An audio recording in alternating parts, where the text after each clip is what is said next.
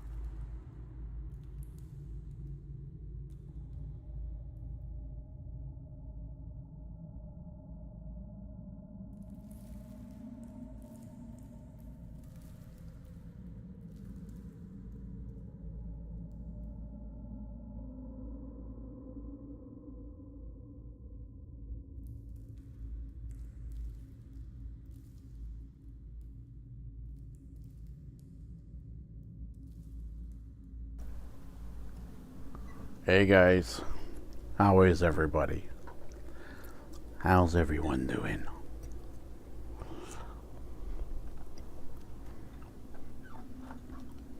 Just getting the last bit set up.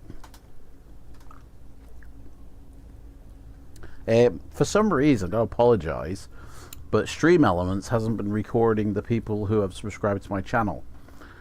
I had like 5 people in the last week subscribe, but there was only one that showed up on Stream Elements. Sorry. So apologies if anybody's watching who was subscribed in the last 5 days and it didn't alert during the 10-minute countdown, because Stream Elements has only recorded one of them for some reason. I don't know.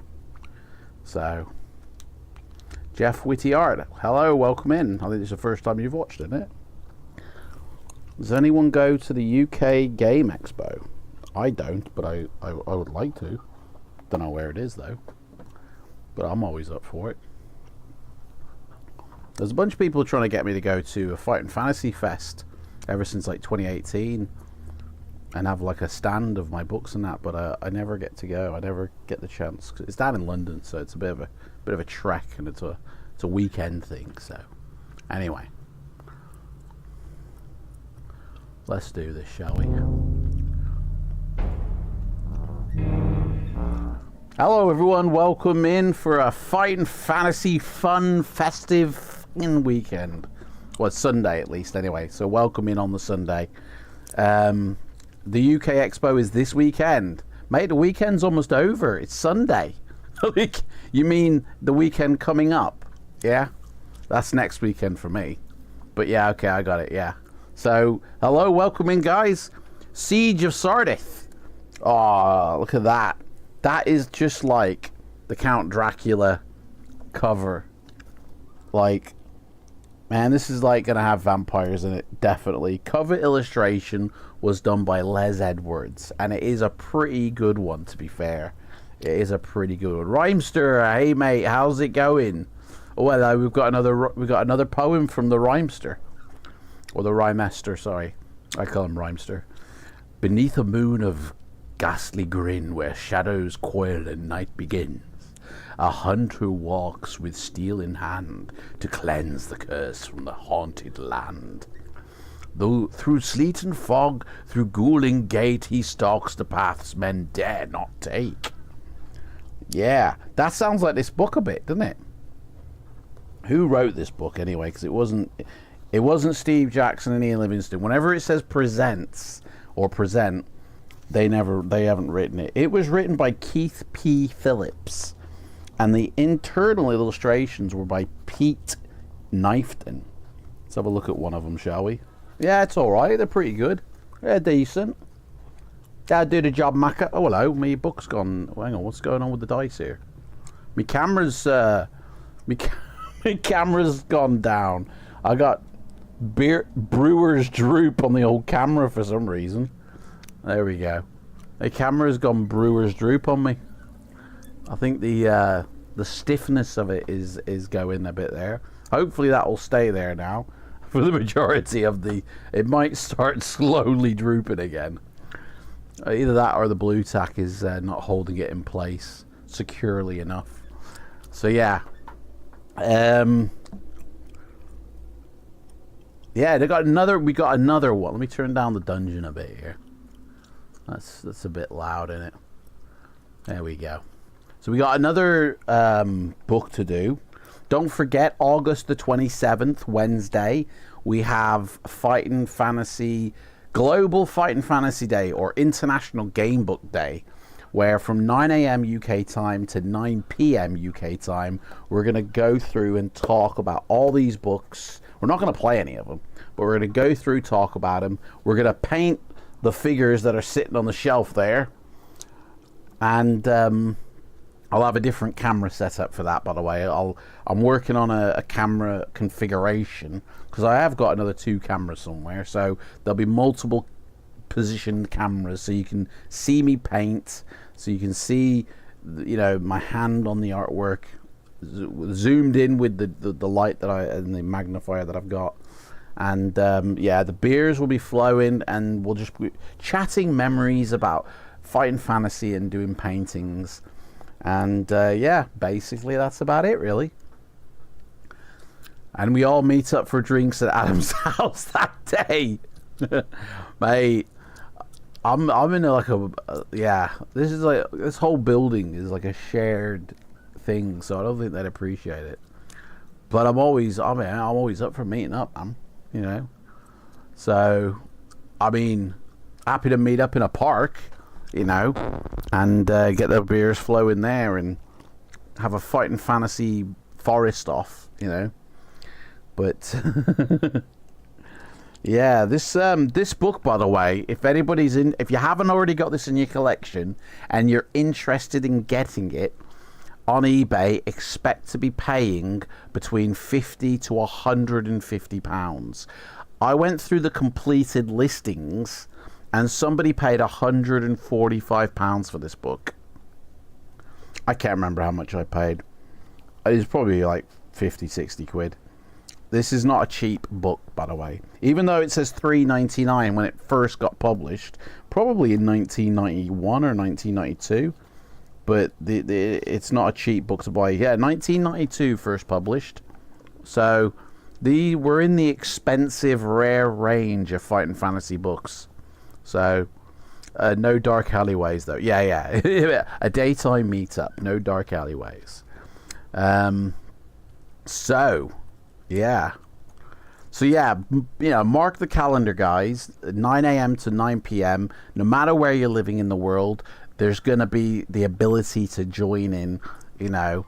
I'm going to start planning out everything. Spellsinger's here. Here he is.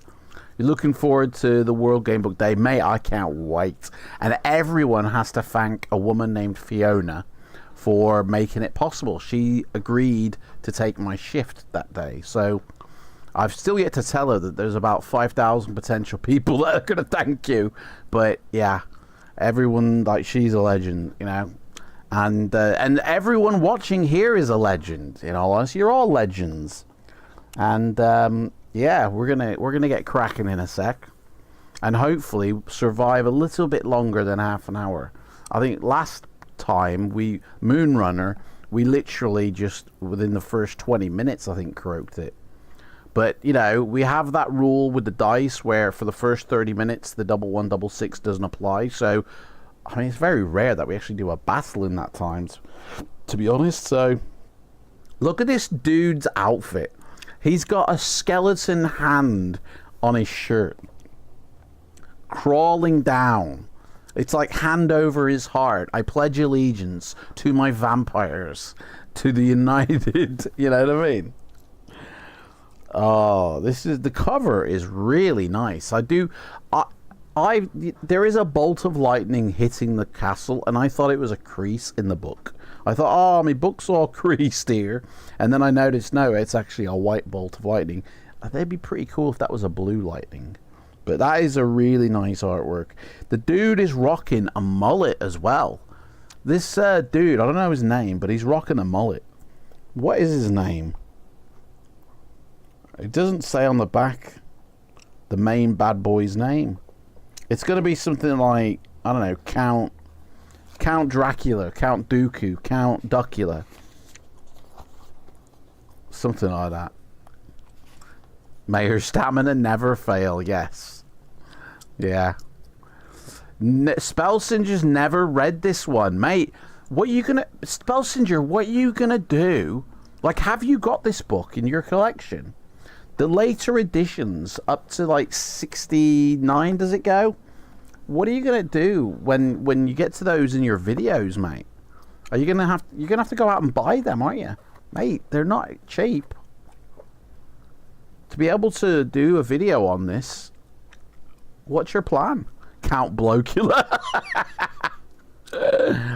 Count Blokula. So we've got our meals today. We've got the old ginge nut. That's the meals. I've got my coffee, my water, and the adventure sheet has very interesting. It's a unique adventure sheet. Now, also, when they cut this book, it's cut higher then it is lower. There's plenty of room down here. I don't know if they were planning on putting dice at the bottom, but for some reason on every page there is a lot of room left over. And then at the top, it's cut very close to the actual page reference, or the paragraph reference. It's a bit strange the way they've cut this book.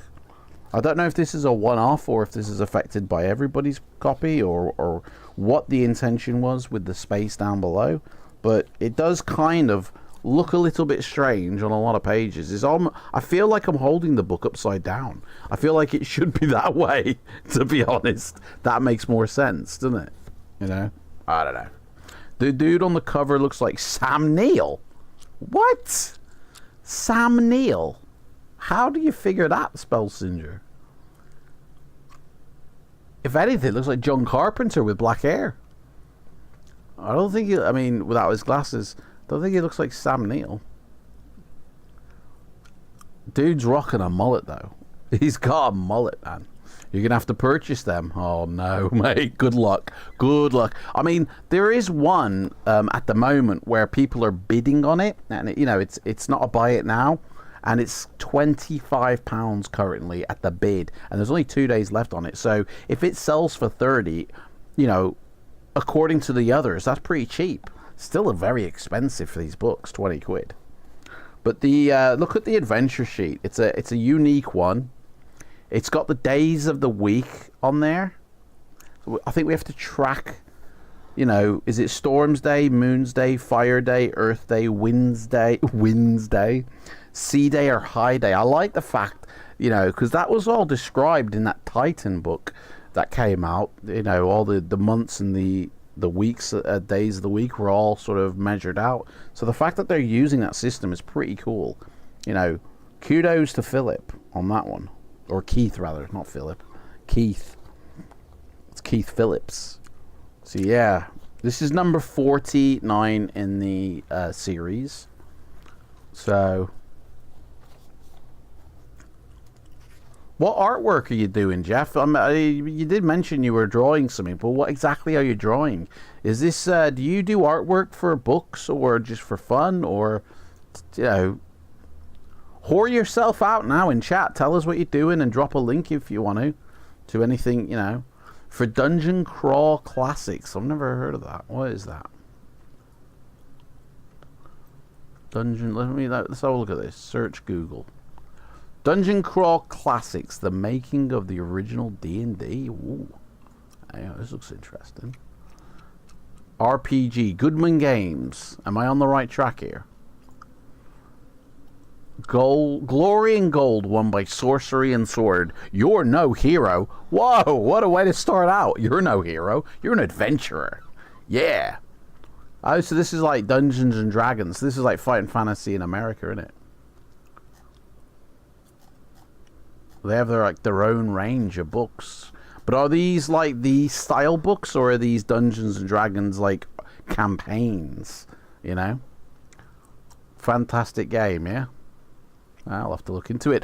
I have, by the way, got a book on the way from Jonathan Green. His Dracula one, right? I have started to now be able... I'm going to be getting the other books. I'm looking for those Bible games and the Lone Wolf games. But I will start looking out for the Choose Your Own Adventure ones. And once we get up to the end of the line with these books, next year we'll do completely anything but Fighting Fantasy, you know. Dungeon Crawl Classics role-playing game, published by Goodman Games, using the Open Game License and reference system. Okay, cool. I like the font of it. Reminds me of Hero Quest. So these are like campaigns, basically. They're not like decisional books like we've got here, are they? Or are they? I don't know. But yeah, man. If you've got a link to your artwork, mate, feel free to smash it in the chat. You know? A lot of RPG illustrations, I bet, mate. I bet. So, yeah. Right. I suppose we better start rolling for some dice. There is a map, by the way, guys. Black and white. There's the map. I don't know what any of that means, really. Looks like a forest there, some mountains at the top, a castle. Camera can't focus on it. But yeah, this camera's shit for focusing, to be honest. But yeah, so there is a map. As an adventurer in the forest and night in northeast Alancia, you're renowned for your skill with a sword and bow, and your knowledge of the forest. In fact, the people of Grimond rely on you to protect them from many dangers that exist in the wild region. We got responsibilities. The danger which now threatens Grimond and perhaps the whole forest is greater than any you've ever encountered so far. Before you can begin your quest to destroy it, however, you got to find out exactly who you are. Well, we're Thundercrotch Soul Puncher. So, okay. So, you don't get meals in this game. What you do get is bundles of herbs, alright? So, it says here, your stamina changes frequently, since you'll be undoubtedly suffer from many wounds and much exhaustion. Thanks, mate. As your adventure proceeds, you will then be able to heal these ills using your herb lore. The art of healing with herbs and mosses. Each bundle of herbs will restore up to 4 points of stamina. So they've just replaced the meal system with the wacky backy system.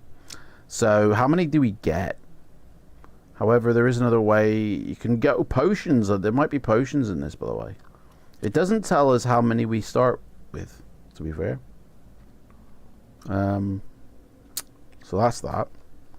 Okay. Then we also have a crossbow. You've been shown how to make and use a bow by the Sorrel, one of the elves of Ashcleave. Your bow even bears Sorum's emblem, a small carving of an owl.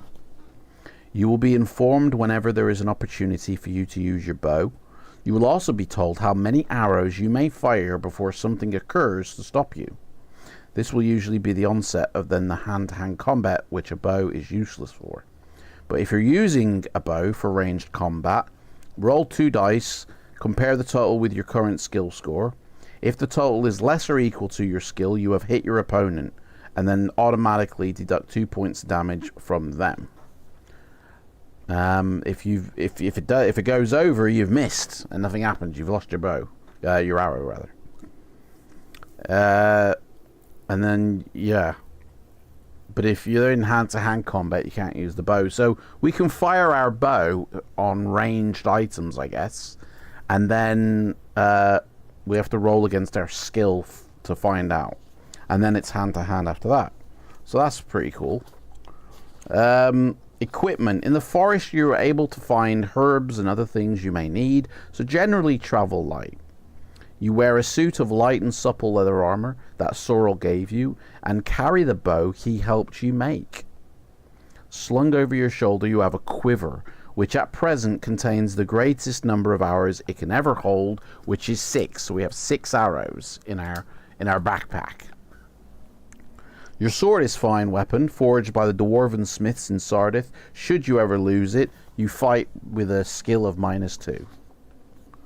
You have a backpack for your herbs, which we only have 7 places for, which doesn't include our meals or our herbs. When you begin this adventure, your back contains 15 gold pieces. Dala. We get some money to start with, guys. And 5 bundles of herbs. So we got 5 bundles of herbs.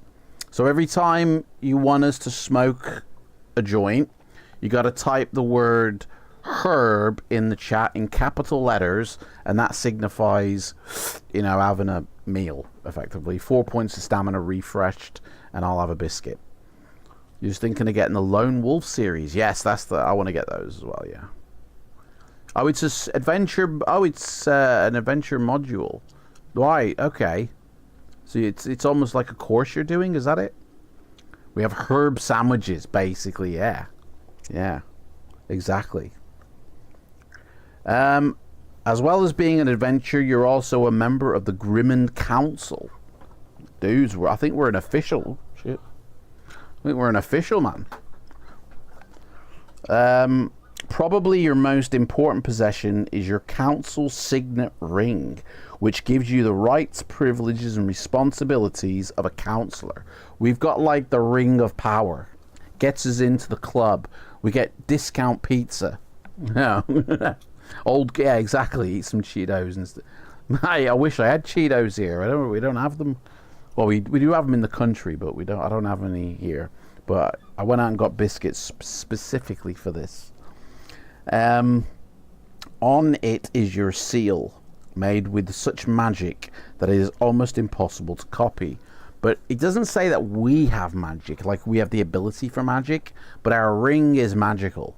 Means that nobody can nick it, basically. So there is a time thing as well. The Alancian week has 7 days, as listed on the adventure sheet. And for various reasons, time is crucial to your mission. So no fanning around, right? Therefore, at the beginning of each day, you should note which day it is by putting a tick in the new days box. Your adventure begins in the middle of high day night. So, I'm just going to put a little dot over high day, which looks like the Sunday, to be honest. It's the end. That's the end of the week. So, it's a Sunday. So, the first day you tick off will be the next one, which is Storm's Day, because it's in the middle of the night. We're asleep, I think. I hope we're asleep. If you make it through the morning. So, yeah, basically. Right, well, we're going to roll for our character now. There's no special numbering. It mentioned we can have potions, but it doesn't actually... There's no place in here where you choose a potion. So, that was a bit weird. Yeah, it doesn't say, oh, you can choose a potion, by the way. One of these three. So, should you manage to get hold of one, a potion of strength. Oh, right. So there's potions within the book that we can get, but we don't start off with one. We don't need to if we got the wacky backy. Right. Shall we roll for our character, guys? What dice are we going to be today, guys? Big dice, little dice. What are we doing? You tell me, man. We are known across Titan for our ring. Oh, yeah. Our ring is wide and known. Everyone's had a go on it.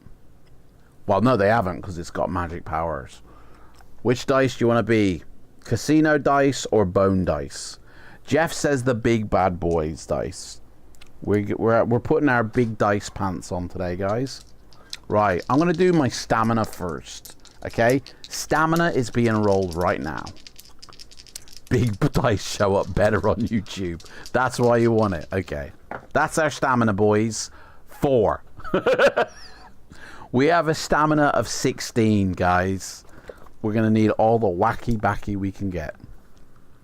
So that, honestly, stamina of 16. That's very average. I'd probably say maybe even below average. But, you know, it's still okay. If our skill is good enough, you don't really need to worry about the stamina, because we're just kicking ass.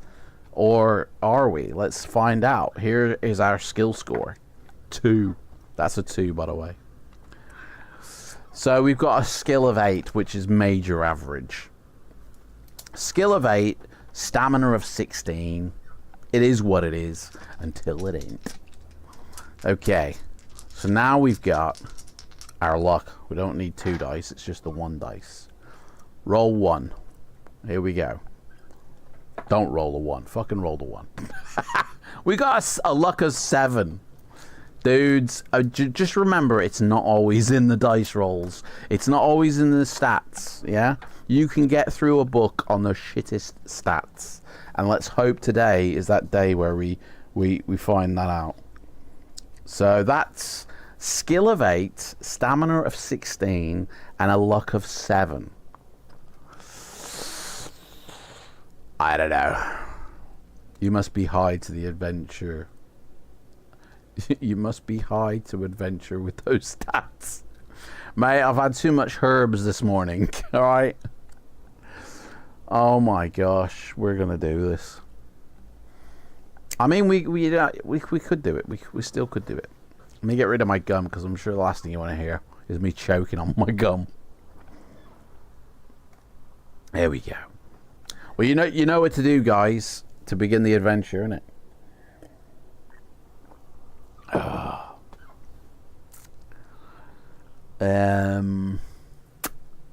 Oh, as well, by the way, today, guys, it's the 1st of June. Welcome in. I mean, for those in Australia, it's probably closer to the 2nd of June now, but for us Brits and for people who will be waking up in America in about 5 to 6 hours time, it is the 1st of June for us. May our herbs never fail. Spellsager, mate, you come up with some A stuff, honestly. And Ryan, in fact, you all do, guys. You all bloody brilliant. Here we go. Let's get the timer going. Boom. We've timed it. I should actually do that timer when we actually begin the adventure, because now I've got to read the intro while it's burning time. Oh well. Here we go. The cold air stings your throat as you desperately draw it into your lungs. The forest trail streaks past beneath your thundering feet. Let me turn that creepy dungeon down a bit more. And if we're in a forest, let's get the forest up. Ooh, that's a bit loud. Turn that down in my ears. Can you hear the forest, guys? When you look over your shoulder, all you can see are the malevolent fir trees and the dark forest closing in behind you. So you run even harder to get away. Suddenly, the trees are gone. Bye, trees. And you find yourself standing before a huge, isolated mountain. So, we're in the mountains now. As you watch, a great fissure opens up in its side and darkens pores from within. Sorry, darkness. Man, I don't think these readers are working. Staining the snow with its evil, slowly the gloom forms itself into an army of jet black soldiers who surge towards you. In the blinking of an eye, you are engulfed. Your adventure is over. Imagine if that now. You awaken with a start, dispelling the nightmare. A council messenger is standing over you. I am sorry to have woken you up, he says. A traveller has just arrived, and Grissa has called an emergency council meeting. So we're actually like in our bed. We were asleep, and it is kind of like, I guess, the next day. A short time later, you take your place in the council chamber of the Grimmen Town Hall. Grissa, the council leader, stands up. This, she says with a very blokey voice, indicating a rather travel-worn man sitting beside her, is Mom Prila, an adventurer from Zingis. He has informed me that our fears are true. It is the forest which has cut us off from Sardath. All those trying to get through have either been forced to turn back or have died in the attempt. And with that, Grissa sits down. Morn Preeler rises to explain. The wood elves have had to abandon the elf paths because they have been invaded by trees and spanned by the webs of giant spiders. And due to the spawning of all manner of horrific monsters and the rising of slick armies. I think that's, yeah, slick. Killing indiscriminately, the river has become impassable. Grissa stands up again. I think it is clear that the only way to protect ourselves is to fight this evil in any way we can, even if it means burning some of the forest. Bet Grissa won't put herself up for it though, will she? Hey, Ram Street's in. How you doing, mate? We've just started. You're all good, mate. You cannot do this, you shout in sudden anger. Everybody looks at you in surprise. And this is us speaking now. I have travelled the forest all my life. It is a dark... in the voice of Greta. I have travelled the forest all my life. It is a dark and fearsome place. The paths are kept open by hard work and diligence alone. You owe us. but it is a place in balance. It is no good declaring war on the forest. Have you forgotten that it supplies you with your livelihoods? You owe us. You should regard it as your friend. Berend, one of the older councillors. Oh, sorry, that's it. Greta's, Berend, one of the older councillors, looks at you bitterly, his mouth twisted from the after effects of spider poison. Dude relaxes in a weird way. You remain undaunted. Even the giant spiders and the troublesome slick are part of that balance. Do you think for one moment that the slick would cut off the river when our trading boats are their primary source of weapons and luxuries from the west? All right, Greta, shut up. What do you say has happened then? Shouts Tharborn. It is a new and much darker enemy that threatens us.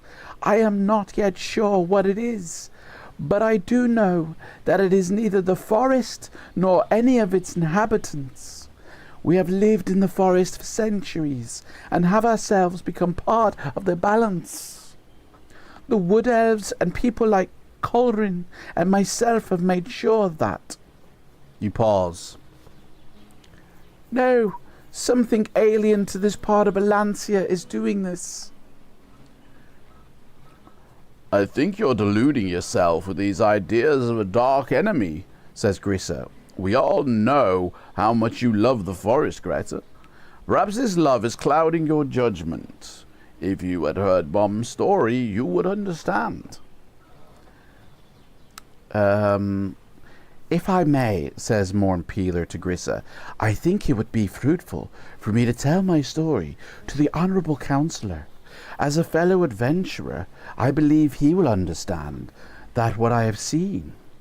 When Grissa hesitates, he continues, Hey, perhaps it would save the council time if I were to brief the councillor in another room. You know what? I'm so confused with who's who now.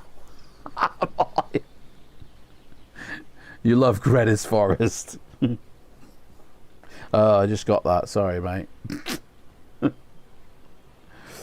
As a fellow adventurer, perhaps it would be the council's time if I were to brief the councillor in another room. And I take her in another room and I'll brief her. Hey! What the hell? Oh, an excellent idea, says Grissa. She looks at you and gestures towards the door. Come on in. Somewhat sullenly, you ask Morn to follow you. He picks up his pack, slings it across his back, does a little rhyme, and respectfully takes his leave of the council. You lead him along the empty corridors and up 2 flights of stairs to the council recess chamber. Opposite the door is a large window. It is dark outside, and when Morn sees his reflection, he flinches. You shrug inwardly and sit down on one of the comfortable chairs. Your pack is virtually empty, so you don't bother to take it off. Your bow and arrows are a little bulky, however, so you unsling them and put them down beside the chair. Now then, Morn, you say, let's hear your story. Oh, it's quite simple, he says, sliding across to you. When I was traveling through the forest, I was accosted to killed by a powerful creature. He then assumed my form and came here in order to kill the only person left in the forest who had any chance of thwarting the plans of his people. Hang on, has he just outed himself as a baddie? So he's literally just said a powerful creature got hold of me, took my identity, and came here. So I'm that evil creature? Is that what he's saying? I don't know. But there is a Batman picture here. I don't know. It looks like the Vulture from Spider-Man. You know. You sit there for a moment, stunned and bewildered by what Morn has just said. It is only when he grabs your left wrist and tears the council ring from your finger that you realize, we're in danger. You leap to your feet, but Morn jumps backwards out of your way. And now that I have your council ring, he says, I will be able to impersonate you and persuade the Grimmen Council to take their people into the forest, where they will surely die. You edge towards him cautiously, not sure what magic he is armed with, and as you do so, a sinister transformation takes place. So, yeah, the back of his tunic bulges, then tears as two huge bat-like wings burst forth. That's pretty cool. He stretches them wide and takes a step forward, holding up his arms as if calling on a great power. Slowly they change to a jet black color, his hands becoming fierce talons. On your own you might have made it through the forest alive, armed as you are with my knowledge and wit, but now it is too late. He reaches out to attack you. Will you draw your sword and fight him? Or will you dodge out of his way and then leg it? What do you want to do, guys? Now, if you are a member on my channel, you can highlight your message and I choose that above everyone else. If you're not a member, be a member. Like, it's great support for me, and it means that one day we can shift this to its own channel and have, yeah, I mean, it doesn't really mean that, but I'm just whoring myself out, to be honest. You missed the old school artwork. Mate, that is old school. That is, oh, sorry, yeah, you're saying in the new book, sorry. Right, sorry. I thought you meant pertaining to that piece of artwork. So what are we going to do? We're going to fight him, or are we just going to run like a bitch? These chairs look like they have feet. It's weird. So, I mean, what a start to a book, eh? Honestly, run. Jeff says run. Scamper away.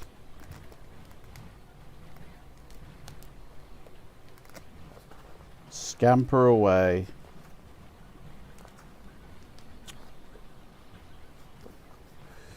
Foiled by your swift thinking, Morn screams in some unrecognizable language and charges after you. Roll 2 dice for yourself. What a strange way to say it. We rolled a 7. What does that mean? And then 2 dice for Morn. Okay. Well, he's rolled a double 1. It's a shame that's not in effect. Because, I mean, I don't know what this really... So it says, if Morn's total is higher, which it isn't, he catches you, which he doesn't. If the result is a draw or your total is higher, you manage to get down the stairs and into the council chamber. So basically, we've done a good job. Yeah, I think my brain's fried here. The force isn't with me today, guys. Alright, just let you know that. We can make that in effect. We do it in post, mate. We do it in post. As you burst into the council chamber, you shout at the other councillors to grab the imposter. Dude is a fake. He's coming after me. Grab him. Tharborn, Eureka, and Toth dive on him and pin him to the ground. While he is being held, you retrieve your council ring. I'll have that back, thank you very much. You take 5 gold pieces off him, or might as well rob him as well, you know. So we've got 20 GPs now. And 3 small bottles. They are labelled dried chameleonite blood, condensed mist. Condensed mist. We can make a cheesecake with that condensed mist. And from the Mithra forest. Why are they pickled whole shape changer brain? Guys, there's a shape changer brain sitting in pickle juice, okay? But they've got numbers. They say 1, 2, and 7. Is that I don't know what that is all about. So, they are clearly components of some magical process, but you don't know what. Without consulting the other counselors, you put these articles in your backpack. Okay, so we've got dried chameleon blood, right? I'm just going to put dried cam blood and hopefully know what that means later on. And then it says number 2 is condensed mist. So cond mist. And then it says number 7. I don't know what happened to number 3 like, but pickled whole shape changer brain. I'll just put pickled brain. I haven't got enough space to write an entire script. You know, that will learn them to manhandle everything. Sounds like cheap cologne in condensed mist. Condensed mist for men. For the adventurer in you. Right, so we've stolen that. While Morn is being held, you try to interrogate the strange creature. I would rather die than tell you anything, he says. Grissa, who has moved to watch you at work, says that she believes him. You agree, then suggest that he be locked up in the town prison. Morn is taken away. Is a prison going to really hold Batman? I don't know. He looked like a dark elf, says Grissa, but they don't have wings and talons. Still, it looks as though your dark enemy theory was right. Yeah, they're not believing our theories. I feel like Quincy.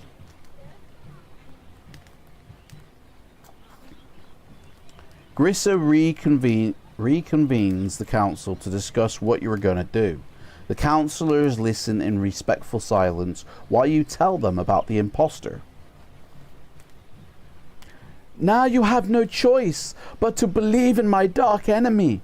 I would love so much to march through the forest with an army and wipe this enemy out. But Morn told me himself that this is precisely what he came here to achieve. What have you done? You've destroyed our future.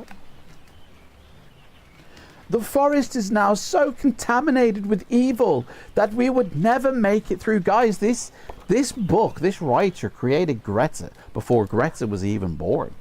Like, the council members accept your plan to go alone, but insist that you wait for daylight and use the few remaining hours of darkness to recuperate. Grissa sends you some food and a healer to tend to any wounds that you may have. Well, we didn't get any wounds, so we can't regain what we haven't got, or what we haven't lost, rather. She needs a toke. Hey, Greta, have some of these herbs and shut up. Once the sun is up, tick the first... So we're now on Storm's Day. Storm's Day. Okay? Offer Greta some of our stash. You gather together your equipment and you leave the council hall. Most of the councillors have gone to the beds after all-night parties. Well, it says discussions, but in my head, it's a bloody party. They were pulling an all-nighter. But Grissa is there to see you off. She gives you a 4-leaf clover. Cheers, love. That's really going to help me. For luck, she says. You thank her for her pointless gift and say farewell.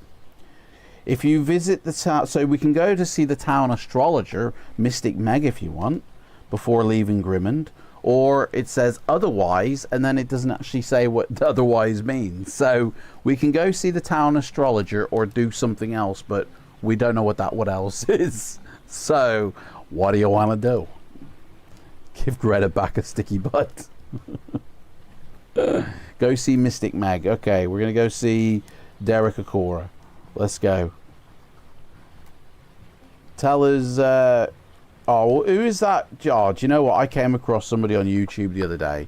Some American bullshitter claims that she speaks to dead people. You know, dead people who have been dead for like 40 plus years. I mean, they're probably starting on a third life by that point. But she claims to have been in conversations with like Freddie Mercury, Elvis, and she does a video where she explains the conversation that took place. And so I know this is a distraction, and I can't remember her name. She's on YouTube. She's got a massive channel. She's a big, you know, one of those, you know, bullshitting people with loads of gullible followers. And she was saying, I was in my bathroom and Freddie came up to me from behind, like, and he was telling me about this and about that, you know, laughing and joking and all this. I mean, yeah, I don't know what. Yeah, Mystic Meg. That's why I thought of it. And it's just because it was so funny. It was just obvious bullshit what she was saying, but I mean, she says it with such belief that she believes it. So, I think I forgot where it was, wasn't it? Hang on a sec.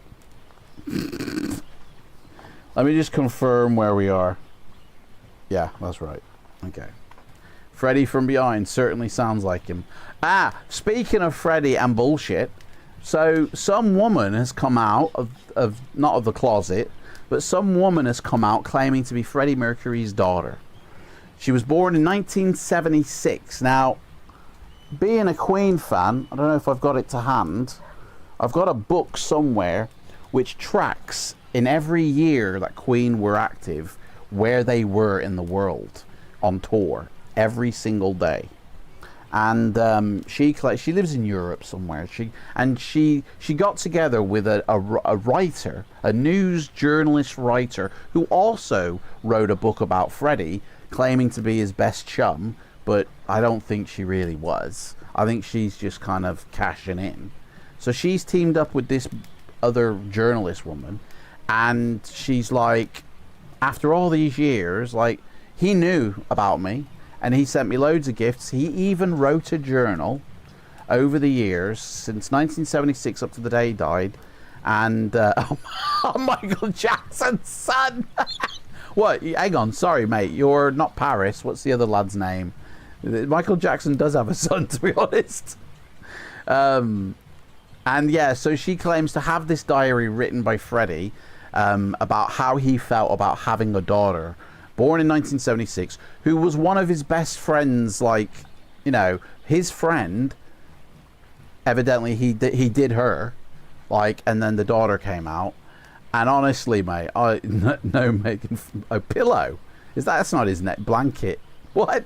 I've lost the plot. I don't know where we are.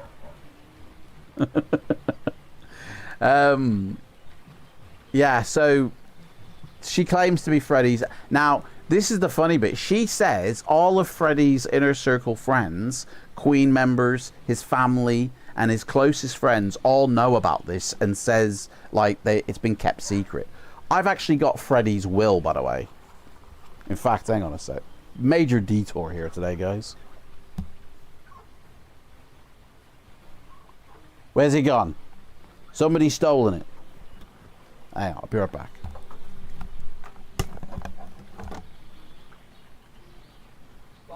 Gone.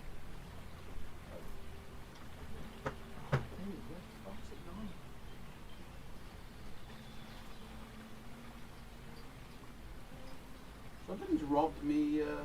Oh, here.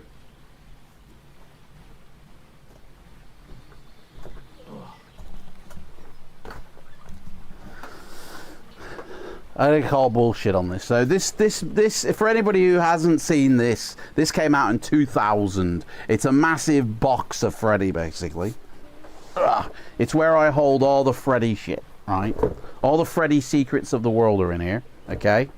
So we open her up, and I actually have got this leaf here, by the way, is from Freddy's house, right? Oh shit, it's coming off. I went to visit his house a few years ago. That's why it's all dried out.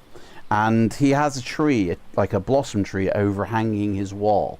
And as I walked up to the gate to knock on the door for Mary, a leaf fell off the tree behind me. So I picked it up. So this leaf was growing out of Freddy's garden. I'm not a fanatic or anything, but I just thought that was cool. Anyway, this here is Freddy's will. like legitly the real will, not the only original copy. This is obviously a copy of it, but this is his legit. It's also got his birth certificate in it, right? Which I put in there as a secondary, but yeah. So legitly Freddie's will here, okay?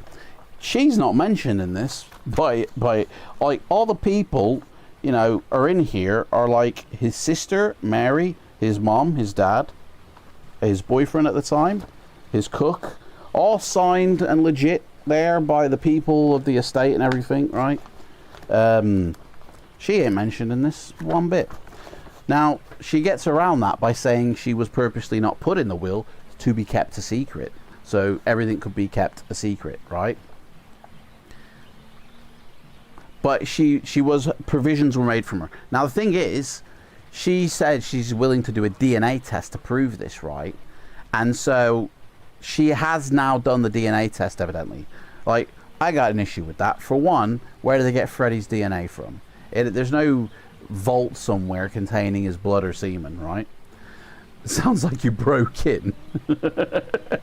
So, like, how have they... Now, they could get it off a relative, like a sister. Like, they do a DNA comparison with his sister. They both will contain the same elements of the DNA from the grandparents or her parents, right? But the thing is, why would the sister of Freddie agree to this if she already knows that she is a legit daughter? Like, it smells of BS through and through. I don't think Freddie has got actually any kids, you know. Yeah. The woman, by the way, is my age, or just like 12 months older than me. It's a story that I saw in the news. All the papers are reporting on it. I think it's BS. Anyway, let's go see Mystic Meg after that massive detour. They could run some checks. Does she have a gap in her teeth? Yeah, unless she's got horse teeth, I'll you know. To be honest, one look in her eyes and I'll know if she was Freddie's daughter. You don't need a DNA test. I can bloody tell just by looking in her eyes. If I stood next to her, I'd know for sure. Right, even though he is quite old, Liam Astrominus, what a surname if you're going into astronomy. Astrominus, the astrologer, is a friend of yours, having helped you in the many of your adventures. When Liam opens his oaken door to your knocking... Liam, are you in? Yeah, hang on. I'll be there in a second. Zip. He smiles. I thought you would be paying me a visit. Come in. Once inside, the astrologer asks you to sit down. He sits opposite you and indicates his star charts. I've been working on this all night, but I am still unable to tell you anything about this mission. Mate, what have you been doing all night then? I have studied the charts as closely as I can, but there is some cloud hanging over your future. Either that, and a flicker of self-doubt passes across his face, or there is some power interfering with my activities. Yeah, magic power, mate. Interfering. If she doesn't sing like Freddie, then it's not true. Look at me eyes. Look at me eyes. Hey, Freddie Propheticus. Freddie Propheticus told to go into it. But that's ace. Oh, he smiles strangely. That's his smile. But there is still something I haven't tried. It is a powerful but dangerous ritual. It involves tying a belt around your neck. No, it doesn't. Especially if the gods are not with you. No non-magician has ever seen it and lived. Well, maybe not try it, mate. You know, if you're going to die from it. Do you insist that you witness this ritual he's talking about? Or will you take the astrologer's advice and let him enter his spell chamber alone? So we either have to go with him, or he goes in alone to perform this dangerous spell that no one's ever done right. What shall we do, guys? Shall we insist on watching him while he does whatever he's going to do? Or that he does it alone in the privacy of his own company? Let me put me Freddy shit away. I love this book, by the way. This book's this, honestly, is more expensive than a Fighting Fantasy book if you want to try and get it now. It's like 500 quid now, honestly. Cost me, I think, £100 back in 2000 when it came out. But it's just basically a collection of all his solo work. Rare recordings, you know. It's a really good box set, to be honest, and it's a shame that the Queen albums don't get done like this. But yeah. Ugh. Big fat one, that is. That's what she said. Let him do his thing solo. Okay. You don't want to watch? Yeah, mate, I think you should go and perform that on your own. I don't think it's appropriate that I watch, you know. And plus, we'll never know then if you die. We'll be stood here for the rest of eternity thinking, well, when's he finishing this spell? And he's like croaked in there. And we'll just be outside. We don't know. When the astrologer finally emerges, 20 minutes later, red flushed face, sweating, you know, calloused hand, it is with a look of puzzlement on his face. Eagerly, you ask him, what the hell happened, mate? I was visited by a Suma wrestler. A Suma, a messenger from the gods. Hey, it was Freddy. Freddy messaged him. He had a message for you. Don't eat yellow snow, he said. He frowns in concentration. You are to look for the tomb of Cornu Witch in the Forest of Night. You must look for the flyers. Fuck, someone's advertised in the forest where nobody will see the advertisements? Without the amulet, you are lost. I am already lost. You look at him questioningly, going, hang on a second. So you've gone in a room, done whatever you've done, and you've come out, and now you're saying a ghost told you that I had to go do it? Sounds like a weak excuse, so he doesn't have to do it. You know what I mean? I'm afraid I have no idea what the Suma's advice means. Well, it means that we go to the forest looking for flyers, mate. Come on. How much are you smoking in there? But I'm sure it'll become clear in the fullness of time once you've reached the forest, maybe. He smiles. Anyway, it's time you were off. Got another urge coming on. At the door, Liam wishes you luck and waves you as you walk down the main road. Yeah, good luck, Liam, with your solo life there and your time on your hands and your hands in your time. Hairy palms. Greta's forest game. Things are looking up. You walk towards the outskirts of the village. You know, it's now, you know, Storm's Day. Trying to decide which route to take to the forest. Even though the enemy will have seen you, you still know neither what it is nor where it comes from. So it's good that we're setting off without a bloody clue of what's going on. We're all set up for success, guys. As you come to the beginning of the forest trail, you revere is broken by the chattering wheels of a wagon rattling along the road towards you. So we are in a forest then, you know. This is curious. You thought the forest had become impassable, and yet here is somebody passing through.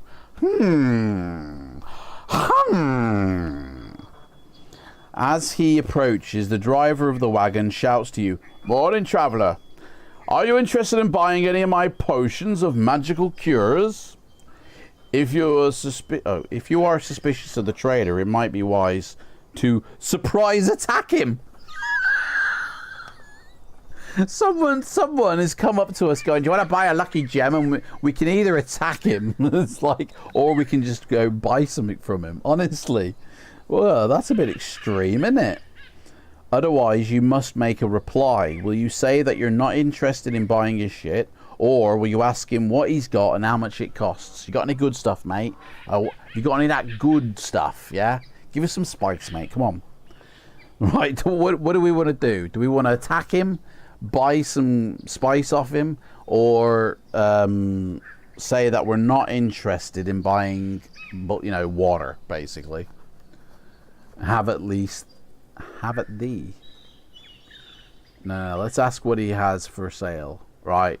Jeff's game for it. Let's go. Have you got any good stuff in the back, mate? What's under the counter, please?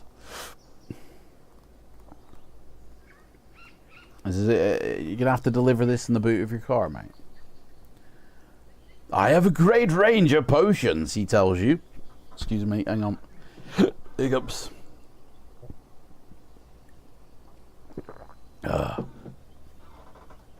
There's a picture.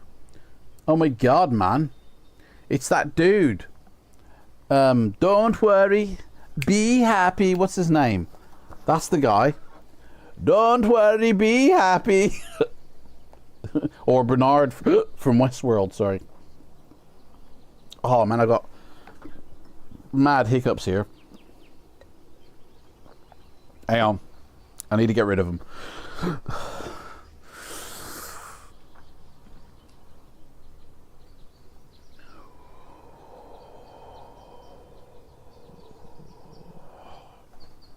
There we go, they're gone. Okay. I have a great range of potions, he tells you. Although some are in limited supply. He reaches into the wagon and produces a placard with a list of prices. The love potions are excellent value. So he's got a roofie for sale. And very effective. Though I don't suppose you're in need of these things. The sleeping drought is potent, but it does tend to make you a bit hyperactive. So that's Viagra, once it's worn off. And then there is my special commodities. I'm afraid that the last 4 items on the list are very rare, so I can only offer you 1 each of those. Yeah, I'll bet. I suppose I ought to apologize for their cost as well, but as I said, they are very special. Buy what you want from the list and deduct it from your price, right? Okay, guys, I'm going to hold this up. There's love potion number 1, love potion number 2, and they go up to love potion number 5. I'm going to hold this list up for 30 seconds, guys, okay? You guys write down in the chat what you want from this, and the ones with the any boner pills, and the ones with the most votes is what we're buying. You don't have to buy anything at the end of the day, but here, let me make myself comfortable here. Get rid of that shit. Right, here you go, guys. Read away if you can, if it's gonna focus for me. Yeah, there you go, guys. You've got 30 seconds to read that. Zoom in if you need to. Write down in the chat what you want. Love potion number 5 extends our wang. Yeah, it gives you 5 inches. Love potion number 1 gives you 1 inch. Love potion number 2 gives you 2 inches. There's also a potion of fortune, a potion of strength, deep dried chameleonite blood again, powdered Pegasus feather, bloody hell, and then you've got a vial of what the fuck, shape changing oil, and a vial of sleeping drought. And then 5 potions of love, whatever the fuck they do. So write down, guys. You got about 15 seconds left here.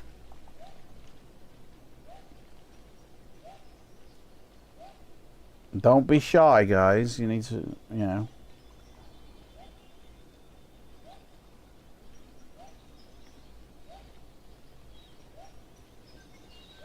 Okay. You ready? Gonna get rid of it now in 5 seconds, yeah? 5, 4, 3, 2. Should have done it earlier, guys. Sorry. Couldn't resist that one. Right. So there we go. Only one person's put something down. So I don't really read these myself. We have 20 gold pieces, by the way. So first off, how many potions do you want to purchase from this guy? So far, 1, 2, 3, 4 are in the chat. We've got 4 options in the chat. So how many do you wish to buy, guys? 1, 2, 3, 4, like however many. Do you want to use all your money, or do you want to save some of your money? Our skill is awful. Strength may help. That's a good point, Jeff. Yeah, our skill is not exactly that skillful. So, I mean, some of these might actually come in good hand. Vial of snapperfish oil. A vial of sleeping drought. Potion of fortune. Potion of strength. So the potion of fortune is the luck one. Potion of strength is stamina. But we can do that with we can do stamina with our bloody herbs. We just have a toke a joint and their stamina goes up. I feel like the potion of fortune should be one of them. But it's your choice, guys. It's your choice. How many potions do you want us to buy? First person who puts it in. Just a number. Just looking for a number. I am holding these are permanent buffs. No, the potions are one-shot deals. You only get one shot. In fact, all of this is going to be one shot. They're not like you can use it whenever. These are little one use and they're gone, basically. So, but the stamina would, like, yeah, if it gives you stamina, you do keep it. It doesn't just wear off after a while. Although it really should, shouldn't it? Should wear off, but you keep that stamina. But obviously, if your stamina goes down in battle, then it doesn't rise back up magically. Spend about 15 to 20 gold pieces. Just need a number, guys. Just looking for a number. Number 1, number 2, number 3, number 4. Pick a number. Somebody. So, I mean, Rhyme's just saying don't spend all your money. Spend about 70% of your money. So, how many of these should we buy? We have got 4 spaces left in our backpack, by the way. Right. I want to take that, Jeff. Buy 2. Okay. 2. So out of the ones that were there, Potion of Fortune. Okay, we're buying that. POF. Okay. And that costs 10 GPs. So we're down to 10 GPs. Because we had 20. And then the next one is the oil or a love potion or the potion of strength. And strength was voted by Jeff. So strength or I'll tell you what, let's do a vote on this one. We'll do this as a vote, guys. Start a poll. I'm just going to put potion as the title. And I don't even know if that's how you spell it, but that's how I'm spelling it. And we've got Potion of Strength. I need to sort my keyboard out. It's too far away from me. Potion of Strength. A Love Potion. Or an Oil. Okay? There you go. Poll has started, guys. Put a vote in. Everybody put a vote in. Which one do you want to buy? The Potion of Strength? A love potion or the oil, which is the snapperfish oil. Let's do it. 3 votes are in. Let's get them all in, guys. Everybody vote. I can't vote. Doesn't allow me to vote for some reason. It's a shame. Everybody get your votes in. Even if you're lurking. Come on, lurks. Let's go. It's a special night on the channel. Fortune and oil makes sense. Oh, Ram Street's got to go. Hey, Ram Street, you better put your vote in before you piss off. Try not to get killed to death. Right. Make sure you put your... See you. Take care, mate. Thanks for coming in. Right. 6 votes. That'll do. So the winner is... Strength. The winner was strength. So... I said 67% before. That's weird. So we're buying a potion of strength. So POS. A POS costs 10 gold pieces. Guys, we got no more money left. We've burned it all. So we got a potion of strength and a potion of fortune. And after you make your purchases, you bid the man farewell and you carry on down the road. I mean, if we'd have killed him, could we have just had everything for free? Could that not have been a possibility? And then we still got our money. Anybody think of that one? Uh-oh. You walk on down the road until you come to the last outpost of the village. It's the harbour. It's the harbour. That's... I don't know which one is my harbour. Oh, it's this one. It is the harbour, guys, where all the trading boats are kept. It has a look of dereliction about it. All the sails are furled and the food in the warehouses is beginning to rot. The scene drives home to you the importance of your mission and the urgency with which it must be completed. There is not a moment to lose. There is not much for you to go on yet, but nevertheless, you must now decide how you will proceed on the little information you carry. Will you travel northeast on the Grimway? So that's an option. Will you take your boat and sail up the river? Or will you cross the river and head northwest through the forest? So we can either go through the forest, heading northwest. We can either take the boat and go up the river, or we can travel northeast on the Grimway, whatever the Grimway is.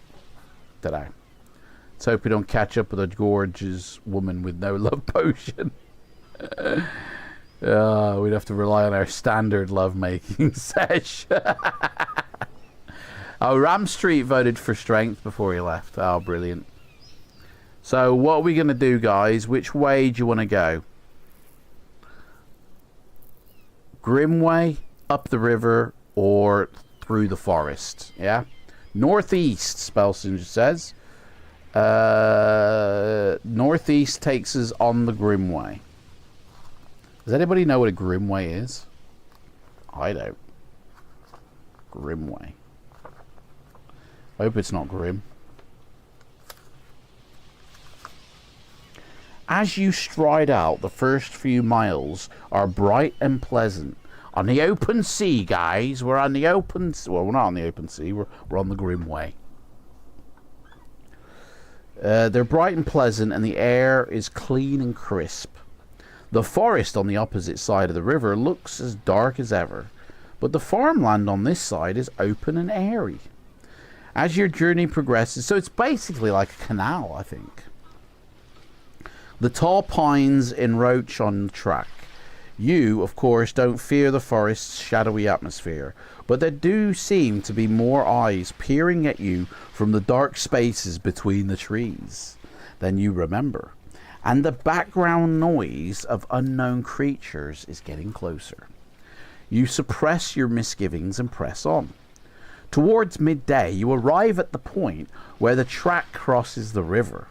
You curse as you approach, for the ropes have been torn down from the trees on this side. You would never dare to swim the river, since it is icy cold and infested with predatory fish. However, you could try swinging across on one of the tree creepers. Otherwise, you will have to carry on along the riverbank into the dark. It's a pathless forest. So, It's a less fun of a highway. So we can either swing across one of the tree creepers, turn ourselves into Tarzan, and swing across. So that's a possibility. Or we can carry on the riverbank as we're going, I guess. We can carry on as we're going, or we can decide to do a Tarzan on the trees. Is the way I'm reading it. Swing across one of the tree creepers. So we'll be leaving our boat then, wouldn't we? Let's swing Tarzan style, okay. There we go. Hey, this is a bit of a bizarre start to a book, I feel. Okay. You climb up one of the trees like a monkey and reach out for the nearest creeper. Roll 2 dice. Okay, we got a creeper in, guys. 9. We're rolling against our skill, guys. Oh dear. That is greater than our skill. Oh, fuck. I hope this is not bad news. Come on. Oh. As your fingers close around the creeper curls up around your fingers. You struggle to pull away, but several other creepers have already wrapped themselves around you. It is too late to use your bow, but you can just manage to get your sword out. You must fight the strangleweed. Okay, we might get strangled by weed here, by the way. Strangleweed is attacking us. It has a skill of 8, the same as us, and a stamina of 12, which isn't too far under us. So, even though you may attack the strangleweed, it doesn't fight back in the normal way. It simply crushes 1 point of stamina out of you for every attack round. Hang on a second here. So every time there's an attack round, we lose a stamina point anyway. If you defeat the weed, you excrete yourself from the dead tendrils and climb down the tree. Okay, so basically it's a fight in a normal way. And if it wins, it is what it is. But if we win, we still lose 1 point of stamina. Okay. And the double 1, double 6 is now in effect, guys. Okay, so basically there is no modifier to this. It's a straight up 8 against 8. So whoever has the highest dice roll is the winner. I mean, we're the loser in any sense because we still lose stamina either way. Okay, so he's rolled a 5 and we've rolled a 8. So he's lost 3 stamina and we've lost 1. So we're on 15 and he is down to, what did I say, 3. So he's down to 9. 9 stamina he's got. I think this will be alright. I think we'll do it. As long as we don't roll a double 1, we'll do fine. Or he doesn't roll a double 6. If we win, we have herb and weed. Yeah. We'll spark up, guys, if we at the end of this fight. Definitely. Here we go. Round 2. Fights. So we rolled a 7, and so did he. Nothing happens, but we still lose a stamina point. Fuck. And he's still on 9, or it's still on 9. I don't know why Strangleweed became a man then, but... So basically, we're fighting cannabis, is what we're fighting. It's a fight against cannabis. Who's gonna win? I wonder. Bloody weed. Round 3. Fight. Here we go. Oh, we got an 11. 11, and it rolled a 7. 7, 8, 9, 10, 11. That's 4 difference. So it's down to 5 stamina, and we're down to 13. It's got 5, we got 13. Man, I thought we were going to crush it, man. We need to roll that 11. Dukan!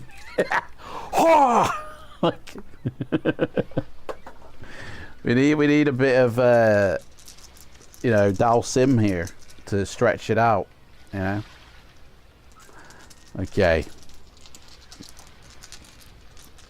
I will break him.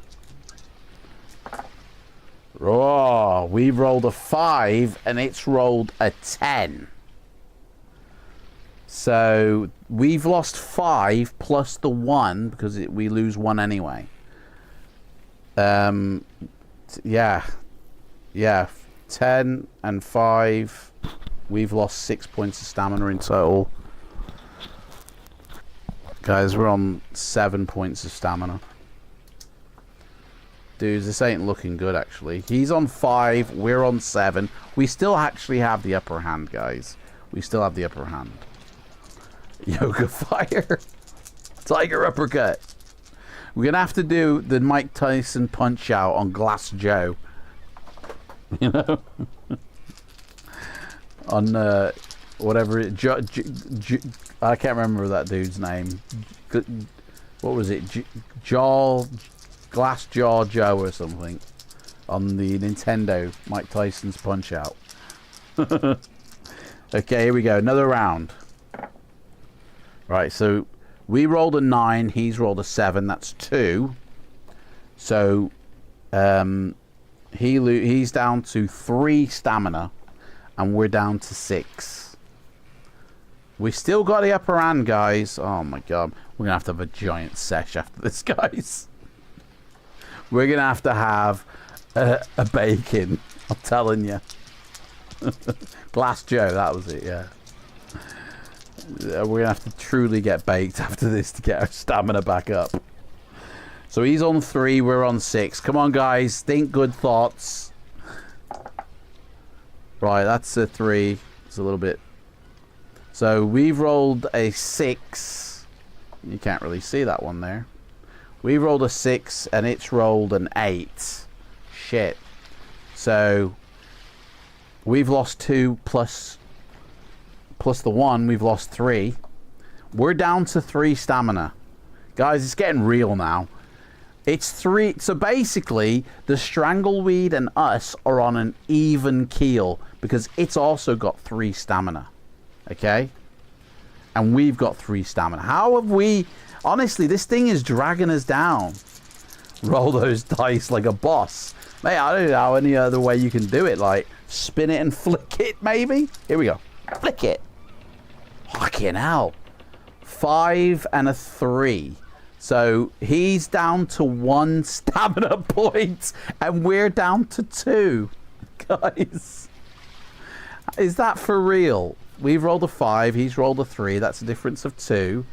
He's lost 2 stamina. He's down to 1 stamina point. Guys, this is the most nail-biting fight we've ever had. And it's against weed. Honestly, he's 1 stamina point. We're 2 stamina points. This is it. This is it. It could all be in this roll. Oh my god. Fuck it. I'm so nervous, guys. Oh, I don't even want to add that up. We rolled a 10. He rolled an 8. We lose 1 point. And he's basically dead. Oh, we did it. We won, guys. We're the winners. Oh, that requires a bloody, you know. I'm the dude. You know. So that's what you call me, you know? That or his dudeness or duder or, you know, El Duderino if you're not into the whole brevity thing. Yeah, we need that, yeah. Oh, not that one. Hey, lovely jubbly! There we go. We needed that. We eat herbs like a mother trucker. Guys, how many herbs do you want to eat? We've got 5 herbs. They give us 4 points of stamina. We can go up to 16 points. It doesn't say you can only eat 1 at a time. So we're going to have a massive bake fucking toke right now. Now that you know what to avoid, you find a tree with no carnivorous creepers and swing safely across the river.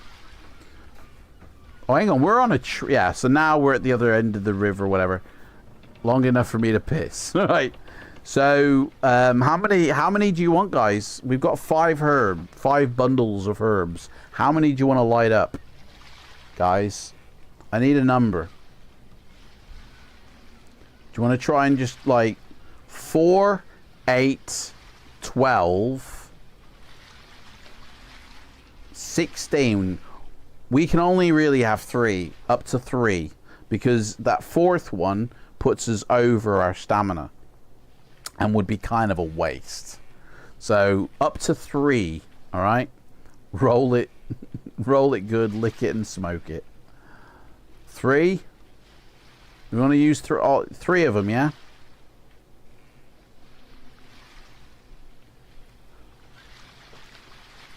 So that would actually take us up to 16. No, 4, 8, 12. We would have 13 stamina points, and we would have 2 bundles of herbs left. Okay. And Daddy gets a biscuit. Well, he gets 3 biscuits, to be honest. Smoke them if you got them, guys. If you need a toilet break, now is the time. Oops. Open that a bit too much. They're gonna go stale. Ooh. And spill out probably. Oh well. Yeah, it's time to get high on ginger. Love the taste of ginger in the morning. This could be classed as ginger spice.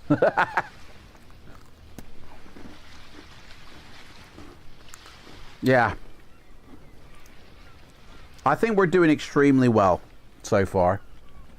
That battle was insane. We've never had such a scary battle, and we were fighting bloody plants. Unbloody believable. Yeah.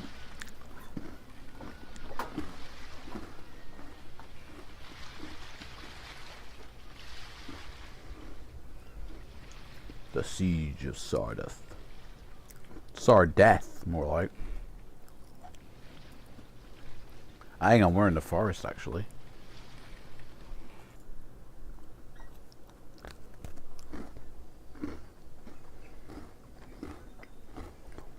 Yeah.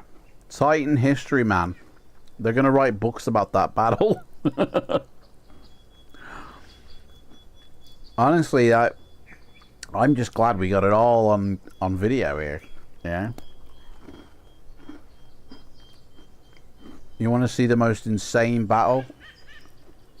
You know, against a carnivorous cannabis plant?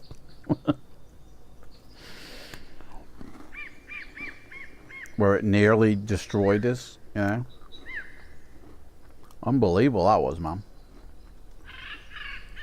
I'm shocked. I'm still shell-shocked. And high as a kite, you know, smoking ginger nut biscuits.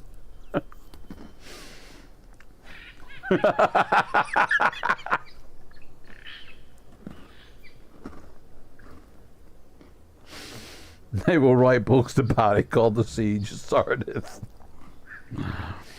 Oh, man. Hydroponics weeds. Bloody yeah, LSD weed, mate, is what we just fought. And won. Just barely won. We just scraped through, to be honest. And we won on the hour mark for the time as well. Don't know if anybody noticed that one. That's truly the witching hour. That is truly the luckiest hour of our lives.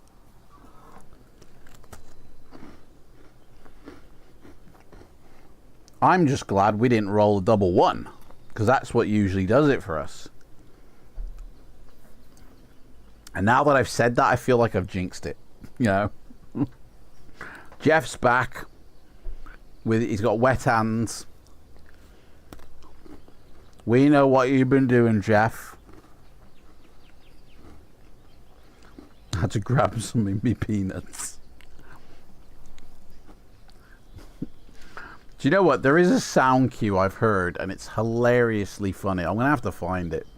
And it's somebody who goes, like, he's going to the toilet, and he says, so I'm going to go in the other room right now and hold my penis in my hand, and I just want you to think about that while I'm doing it. And then he goes to the toilet. Like, I mean, that's exactly what happens when a man goes to the bathroom, innit? He's divided by a wall with his pecker in his hand, and when he says, I'm just going for a wee, I mean, that's exactly what's happening. So is that what people are thinking about when he's gone? I mean, I've never thought of that, to be honest, when somebody says I'm going for a wee, and then envisioned that. I've never done that, but... yeah. It's a sound clip. I'm going to have to find the sound clip. Yeah. Maybe every time we have a biscuit, a meal, that's what happened, to play that sound clip.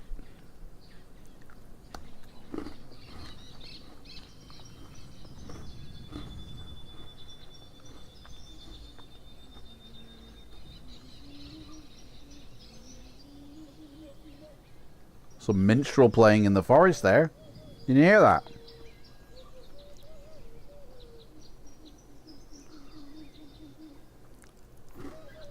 Let me kill the dungeon. You can hear that. You're still looking at the final dice roll. Did you feature the brand of biscuits yet? Yeah. It's it's Asda's own ginger nuts. Adam's Meals, hosted by Asda. Sponsored by Ginger Nuts. Bit of free advertising there for Asda.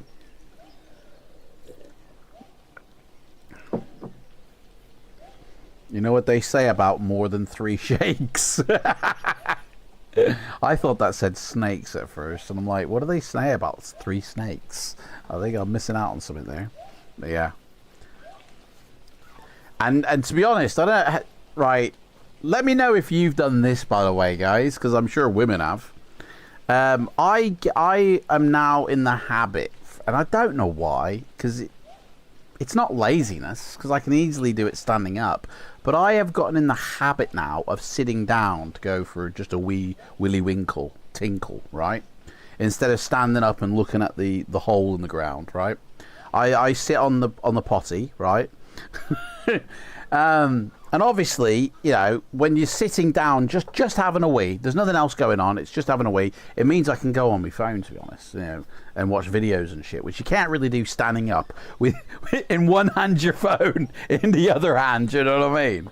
So I sit down now, and obviously you can't, you know, reach down and give it a shake, you know, like you can when you're standing up. So this is what I do, guys, and let me know if you do the same, because I'm sure women do this. But you hover off the seat a little bit, and you give it a little wiggle. You do that. You can't see it, man. You can't really see it, but I basically wiggle me tush right in midair, you know, and have a little dance basically, and that's, you know, that's how I shake the lettuce. So, is that what you do mine with a handstand? Spellsinger does handstands when he goes to the toilet. Sure, sit down. It's great in the middle of the night. Yeah, exactly. I mean, there's no light in my bathroom, to be honest. It doesn't, like, well, there is a light and it flashes different colours, but there is no. It's not bright enough to see what the hell you're doing in there. Yeah. You do the truffle shuffle. Basically, exactly, that's what I do. I do the truffle shuffle and give it a shake with my hips. It's like a little bit of exercise, to be honest, but you don't have to touch anything. That's the brilliance, you know? So, I mean, I'm always clean, so it don't make a difference, but, you know, I did drop your... You dropped your phone in the toilet doing a piss? Mate, that's... You know what? Guys, here's a little tip. Have a bag of rice in your toilet just in case, because if you drop your phone in there, you can pop your phone in the bag of rice. You know, just don't drop the rice in the toilet, because then you're fucked, okay? But have a bag of rice or a jar of rice in your toilet for emergency sakes, okay? Oh, you dropped it in. I've never done that. Rhymester, mate, I feel for you, the bud. Dropping your phone in the toilet while using it has got to be the worst thing. That's worse than having That's worse than what Jeremy Rem went through with the accident he had with the combine harvester thing. Like, dropping your phone in the toilet is worse than that. Okay? You're just like, oh, dude, let's end it, you know. Cook the piss rice.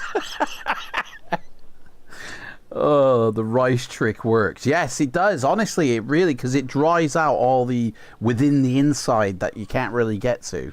It seriously does work. Rice is like some mystical, magical Chinese, Japanese, you know, thing. But, yeah. Ring the bells. Jeff's got bells in his bathroom. Ding! I've dropped my phone in the toilet. Ding! Somebody come and get it. Ding! What's the bells, mate? Ring the bells. Oh man, that toenail's getting worse. Piss rice gain 4 stamina points. Yeah. Oh man, imagine serving somebody piss rice. So rice that you've boiled in piss. Oh, that's that. Do you know what? I'm never having rice at anybody's house ever again. I'm telling you. If anybody comes to mind for a rice meal. Well, oh no, that's pilau rice. That's why it's yellow. It's pilau rice. Trust me. Pilau. Pislau. Piss. Oh, ringing the bells, you shake it. Oh, I'm with you now. Sorry. I understand what bells you mean. Sorry. I'm a bit slow with that one. Oh, do you know what? Has anybody watched that show in the UK? What was it called? 4 in a Bed or Come Dine With Me or something? Where they have to go to each other's homes and eat a meal that each of them prepare for the group, right? I swear to God, if there's anyone cooking and the rice and it's yellow, I hope. Oh, do you reckon they've done that? Like, I definitely do that. I would cook a piss rice dinner on TV and just watch their faces as they eat, and then I'd be laughing my ass off. You guys, you're eating piss rice, by the way. I mean, I'd make sure Bear Grylls was one of the other people because he wouldn't mind that. He'd be like, this rice tastes familiar. This is a lovely, you know, what's this? Mashed potatoes aren't brown. What's this? It's not mashed potatoes, mate. Come dine with me, is it? Okay, yeah, yeah. I've just had a shit on a plate and added rice, mate. Enjoy the dinner. Honestly, that episode would go viral if what is it, the BBC or IT? I don't know who does that channel. If they had the balls to do that, honestly, it would just go viral. Serve banana that you keep in your shorts. I don't know, mate. I don't know. Is that wouldn't make a difference though I put a banana down my pants and serve it. Well, you've got to peel the banana off. So then the inside just is, you know what I mean? Makes no difference. Serve the banana. How about a banana that you shoved up your... Anyway, let's get back to the book, guys. Serving a banana that's a bit brown. Mate, your bananas are going moldy. Mate, that's not mold. That was fresh cut off the tree this morning. Trust me. Bloody hurts. Pull it out. There's a court case at the moment in Australia about a lady poisoning and killing her in-laws. Oh, I hope she didn't watch this and get ideas. Bloody hell. How did she poison them? Piss rice. Did she have a yeast infection and piss rice? Sorry, that is horrible to say that, but could be true. You know, never serve piss rice if you're not feeling well. Okay, it could go horribly wrong, guys. I mean, that's mainly for women, because I don't think men get yeast infections, do they? We just get, cheese knob after, doing the wrong girl. Who's doing what now? Flaming Herring, mate. Honestly, you're gonna need to rewatch this video, mate. You've walked in at the wrong time, effectively. The chat has degenerated. Yeah, basically. We're on a meal break, but guess what, Flamin' Heron? The meals are called herbs, yeah? So we've had 3 herbs, basically, in one go, because we just fought a strangleweed, okay? And we nearly died. We literally scraped through by the skin of our teeth. Just roll back this video about 30 minutes, and honestly, it was the most intense battle you've ever seen. Okay, and then through chatting, it's gone to piss rice, and you know, all sorts, like so. Mate, you've just like this. Yeah, welcome in, mate. Welcome in. We will get back to it now. We will get back to it. Okay. Oh, stink dick is never fun. Yeah, I've never suffered from that, to be honest. I've never had. Always keep it clean, man. Be mean and keep it clean. Although, yeah, in my lifetime, the wrong girl has, you know, turned it into Mr. Blobby down there for some reason. But you live and learn. That's why we're a little crazy today. Too many. Yeah, I've had 3 ginger nut biscuits, and that's it, man. All bets are off. I'm going wild. You know? Okay, let's get back to this book now. The bloody chimp in the tree singing. As you walk along, so we're in a forest. We've just Tarzaned across a vine which tried to kill us. We've decided not to use the vines that are carnivorous. So we've now landed across the river in the jungle, in the forest. And as we walk along, you notice that many of the giant spider webs have been woven much closer than usual to the trail, and it's pissing down with rain as well. Some threads even stretch across the path. But the spiders in this area are trappers, not hunters, so you are safe as long as you don't stumble into one of their webs. After many hours of walking, just as the sun is beginning to set, you reach the fork in the road where the elf village is hidden among the trees. Basically, the Ewoks, isn't it? Yep, yep.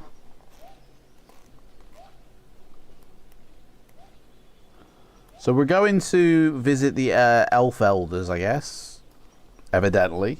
There's even a picture of, you know, looks like an 80s boy band. Yeah. Honestly, it looks like what's that band? The Police is what it looks like. The 80s boy band there. Okay. You stop and wait, knowing that the elves must be aware of your presence, because honestly, we're smacked off our tits with 3 biscuits. We must be chatting away. And that they will come to greet you in their own good bloody time. Like, they take their time, these elves. Very few humans have had much contact with the elf village, and you are the only one ever to have been trained by an elf. We got trained by an elf. When you, and adventurers like you, were trying to open up the elf paths, Sorrel, whose elven name is Elidorn Falestine. Falestine? Is that for real? Befriended you and taught you not to fear the forest, but to understand and respect it. He also showed you how to use a bow, how best to track and how to heal yourself using herbs and mosses, but not which bloody vines are dangerous from one another. Didn't teach us that. You know, we nearly got killed by a bloody gang of cannabis plants. He also, in return, you taught him how to fight with a sword. And a scar across his right eye is testimony. Well, we're not a very good teacher if we're slashing our students' faces. Palestine. It's the Pet Shop Boys, was it? Alright. Honestly, this dude. As you stand there thinking of your old friend, a small band of elves step out of the tree with Sorrel at their head. And Sorrel's obviously looking like, you fucking scarred my face. Honestly, I've never had a date since I've had this scar. It's not cool. The chicks don't dig it. They think I'm a freak. They don't get hot over Scarface. You don't see Scar in The Lion King have a female companion, did you? You raise your hand in greeting and move to... It's basically like the thing where Han Solo goes to Cloud City with Lando. He goes, "Well, you scheming son of a bitch. You got a lot of nerve coming back here." And Han's like, "What the fuck? I thought he was my friend."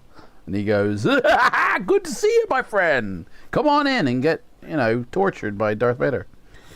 That's what it feels like, the standoff there. Scar just had to play with himself. "Say hello to my little Scar!" Man, it's so weird you said that. I was actually looking up that film today, Scarface. That's got to be one of the most quotable little bit. "Say hello to my little friend." Like, that's got to be like a really quotable line from a movie, Never mind, we need a bigger boat. Which, by the way, speaking of bigger boats, guys, Jaws this year in June is 50 years old. It's the 50th anniversary, right? So expect a massive home video release, I reckon, from Universal. They're going to cash in on that. There's a documentary on I think it's the Disney Plus channel or Netflix, all about honestly 50 years of Jaws. Wow. 1975, the very first summer blockbuster. I remember that at the movies, and you're only 52. Mate, honestly, I never saw it at the movies, obviously, because it was 2 years before I was born. And I never saw any re-release in the cinema, but I do have it on Blu-ray, and I will do a video review for June the 20th or whatever it is this year. And I'm looking forward to that. I just need to get some more research materials for it. I've got a big fat signature laserdisc there of it, and I need to get a couple of more research materials. But yeah, anyway, Sorrel, hold, shouts Sorrel. "Go no further, imposter. We know what you are." You stand there for a second. It is like Empire Strikes Back, this. You stand there for a second, baffled. Sorrel lifts his hand, and the elves raise their bows. "You must act quickly or die. Will you shoot Sorrel?" Fucking hell, that's a bit drastic. "Or try to prove who you are? Yo, it's me, mate. Your old Scarface friend. Or just run. Just turn and run. Forget it. They've all gone mad living in the trees. Just go." Shark Tornado. Mate, that's such a B movie. I've never seen it, but I have heard of it. Honestly, Jaws still holds up, doesn't it? It's better than Deep Blue Sea, although I do like that film as well. It's better than The Meg, although I do like that film as well. And it's better than that shitty one with Blake Lively in, what's it called? The Shallows? Like, it's still one of the best water films, as it were, You're Thinking of Teeth came out same year about a shark that visits the dentist and the wrong tooth gets pulled. Shark teeth. Honestly, there is a film called Sharknado or something it's called, and it's a fucking tornado rips through and picks up sharks and throws it around. It's a proper B movie. Roger Corman wouldn't even deal with it. It's honestly such bullshit. Oh, guys, you want to see a bullshit movie? Go on, I think it's Netflix. No, it's Amazon Prime. There's a film, and it's filled with a cast of megastars. There's so many stars in it, right? It's got Magic Mike, what's his name? Tatum Chaiting, shit, whatever his name is. It's got like Gina Davis, Christian Slater, there's loads of stars in it, right? And it's called Blink Twice, and honestly, it's such a weird film, and I mean, sure, somebody likes it out there, but I watched it last night, and it's just a load of crap. It's about a millionaire who's basically Elon Musk, okay? Billionaire, actually. And he has this island where he invites just anybody to, and then takes their phone off them, keeps plying them with drugs, right?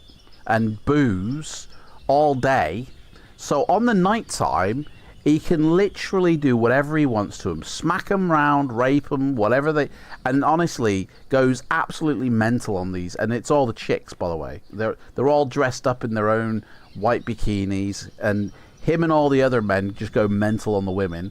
But then drug them so they forget about it the next day. So they wake up thinking they've had a nice restful sleep. Don't remember the horrors that they've been through, and then they're just having fun. It's like Love Island, basically, where they're all just lying around smoking weed, drinking booze, swimming in the pool, and then at night time they get completely destroyed and then wake up and forget about what happened last night. And it's such a weird film. But then one of the girls, you know, I think it's because she drinks some poison by accident, she starts to remember what's going on. And her friend disappears, which nobody seems to remember. So she and Tanam Chating, Magic Mike, he's a vapor, right? So she puts some of this poison in his vape, so he forgets to do raping and pillaging on the night time, and then she gets her revenge back.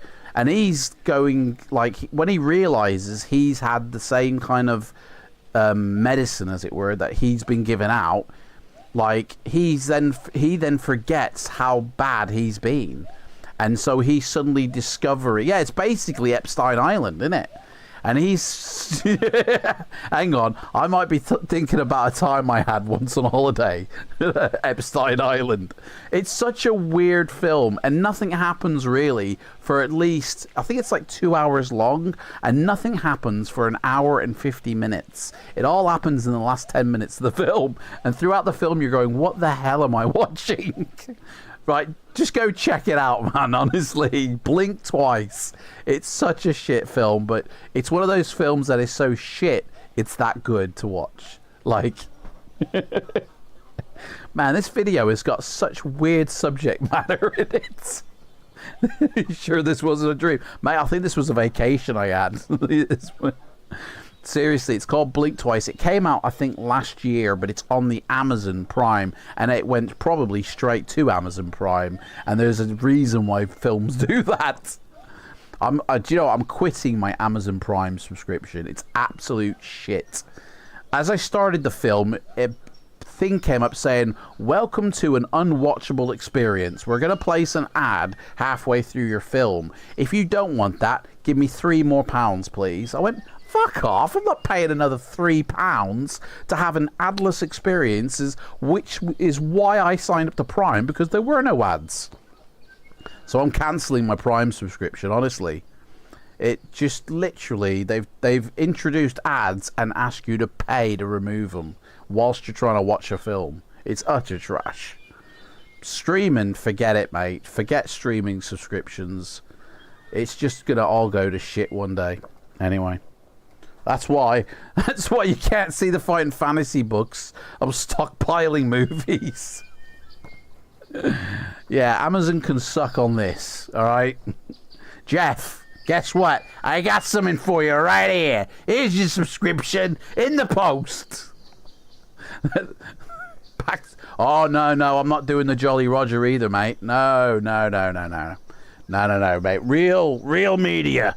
That's what we're here for. Real physical media. Even if you have to get it 3 times over for a review, it's real media, guys. Mate, honestly, DVDs are so cheap. You literally cost me £2 on eBay. Like, you can buy a DVD for £1, and it's so watchable on a real setup. I've posted pictures on Facebook. I've even posted pictures on Facebook of what a VCD looks like, you know? And actually, it's honestly watchable on the right setup, seriously. Anyway, Roger the Cabin Boy. Yeah, I'm not doing the Jolly Roger. I obviously in the past everybody's done piracy. We've all sailed the seven seas. But I'm not doing that now. I'll pay for it because it's there. If your hard drive crashes or whatever, it's gone. Plus, you know, you're stealing from the industry. Really, feel bad about it. You know. But yeah, DVDs are the new VHS, mate. Even VHSs. I booted up Hannibal, my VHS box set, wherever it is. You remember that big fat, right? On my set, because I got a VCR and I plugged it in, and honestly, it's watchable. Scaled up to 4K, VHS is seriously all right.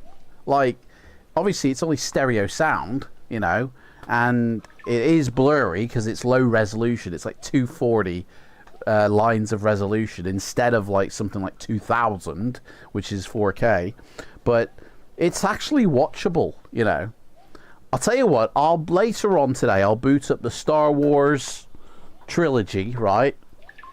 I'll boot up this trilogy on my VCR and take some pictures later on, and I'll post them in the Discord for you guys. Seriously, VHS is not actually that bad.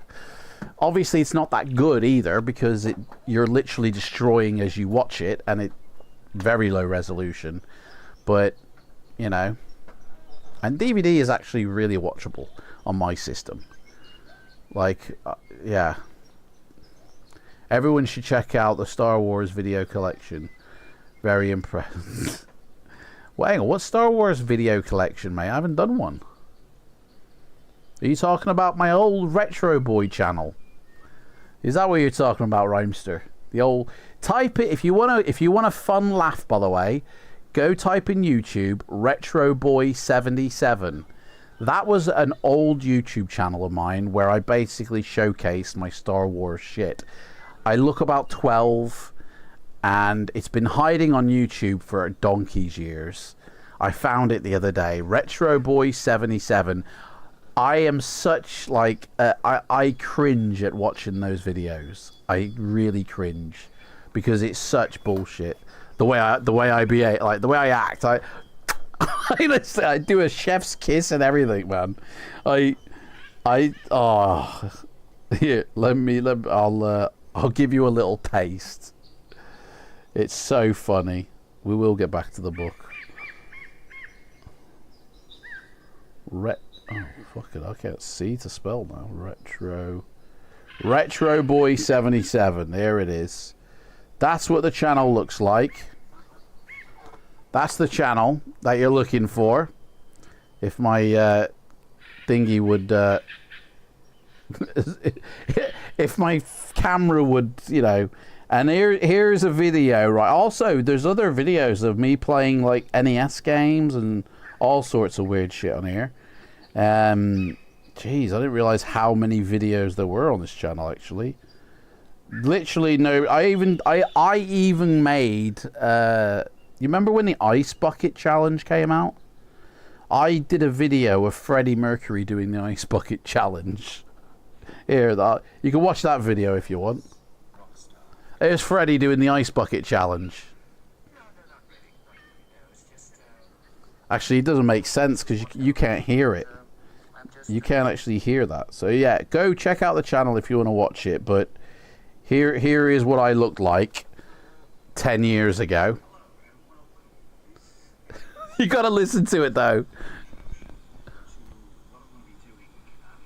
Honestly, I'm a right idiot there. I look like such a... It looks like I'm doing it ironically. It looks like I'm doing it in a sarcastic way almost. Oh, just go. If you want to laugh tonight, guys, go watch that. It's so cringe. It's... Hi, guys. Hi, welcome. Got some Star Wars stuff for you. Same lustrous hair. I don't know about that, mate. Honestly.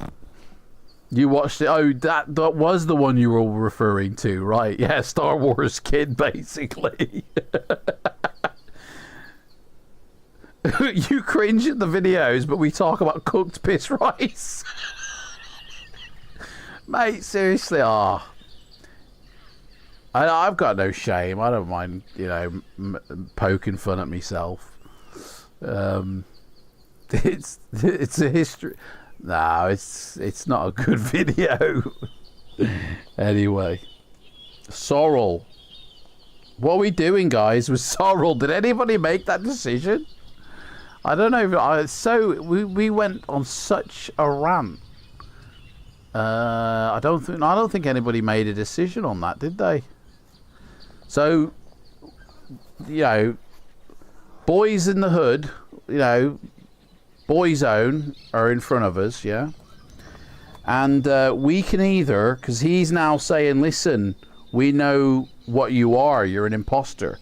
So we can either attack him, or we can run, or we can try and talk our way out of it. We can either Han Solo it, or we can Forrest Gump it, or we can Ethan Hunt it and fight. But it's not Ethan Hunt, really, is it? What do you want to do? Jeff says talk to him. Is that to prove who we are? Yeah? Mate, it's me, your friend. Don't you remember? I gave you that scar, you ungrateful little shit.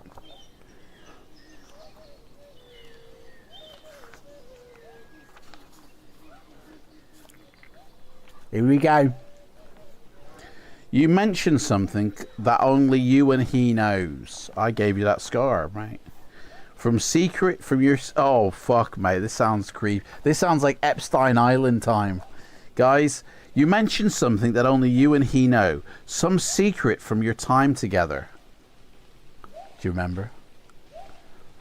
Instead of the expected flicker of recognition, he gives you a blank look, followed by one of grim determination. Shoot, he orders. And 4 arrows fly from the elves. Obviously, he don't remember shit. Test your luck. Oh, fuck. Our luck is 7. So we got a pretty good chance of being very unlucky. Wink, wink, nudge, nudge. Say no more. As you were. Pardon for the pun. Here we go. Offer him a herb. Oh, it's past that, mate, innit? It's past that. Run from New Kids on the Block. They're hanging tough, I tell you. 4. Whew. That's lucky, that is. You were lucky. You're lucky, lucky, lucky, lucky. I could be so lucky. So the elves have some doubt about Sorrel's verdict concerning your identity. They cannot disobey an order, but they can aim their shots at less vulnerable parts of your body. Roll 1 die, and that's how much stamina you lose. So basically, they really, I mean, yeah, they basically go for the feats, just missing the knob, because it's swinging by our feet. 5 points, fucking hell. So we're down to 8 stamina. If you survive, will you now run? Or draw your bow and shoot Sorrel back. They shot us in the balls. And 6 luck. Oh shit, yeah, sorry. Thank you, mate. You're right. Deduct 1 point of luck. Big dick players swinging past our knees. The BDE. That's what we're rocking BDE, but it's not helping us because the arrows are gonna shoot at it. So do you want to attack Sorrel and say, yo, that's it, mate. You're going fucking down. Bro, you're going down, alright? Don't shoot at me when I come knocking on your home. I'm taking you out, boy. So we can either attack Sorrel, or we can just leg it and go do a Forrest Gump. Are we going to go BDE, or are we going to go Forrest Gump it? What do you want to do? Attack him. We're doing full BDE then, okay. Let's attack him. That elf is going down, and is gonna love it. Before the elves have time to react, you draw your bow and fire an arrow at Sorrel. So we don't know his skill, because you roll against your skill, don't you? Or do we roll against our skill? I guess we have to roll, because it says if it hits or if it misses. So, but it doesn't give us his skill to roll again. I thought it was us rolling against his skill, but I suppose it makes more sense to us do our skill. So we have to roll an 8 or below for this to be a hit. 4, it's a hit. We hit it. Boom. Take that. And party.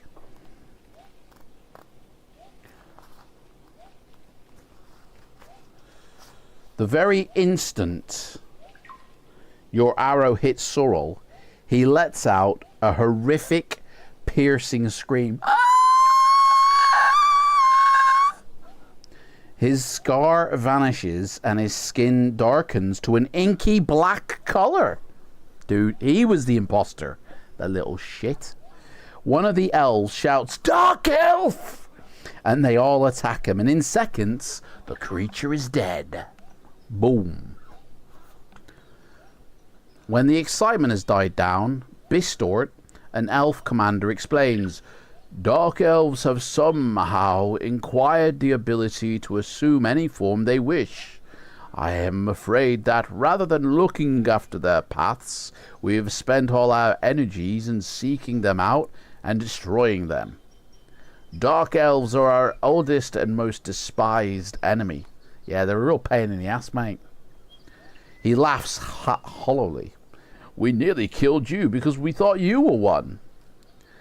No, but it was your boss, mate, that was one. What are you going to do now? Your boss is dead. Eh? Come on, right? Ronan Keaton's left the band. You going to carry on your own? No, you can't, can you? You know? Boyzone's now split up. That's it. It's gone. It's over. Or are we going to do this, you know, like take that and just, when Robbie left, we just carry on? He's a pussy. Bistort hands you a 7-coiled snake ring. There's one hell of a ring. 7-coiled snake ring. "Please accept this token with our apologies for misjudging you." Are we accepting this snake ring, guys? No more NSYNC.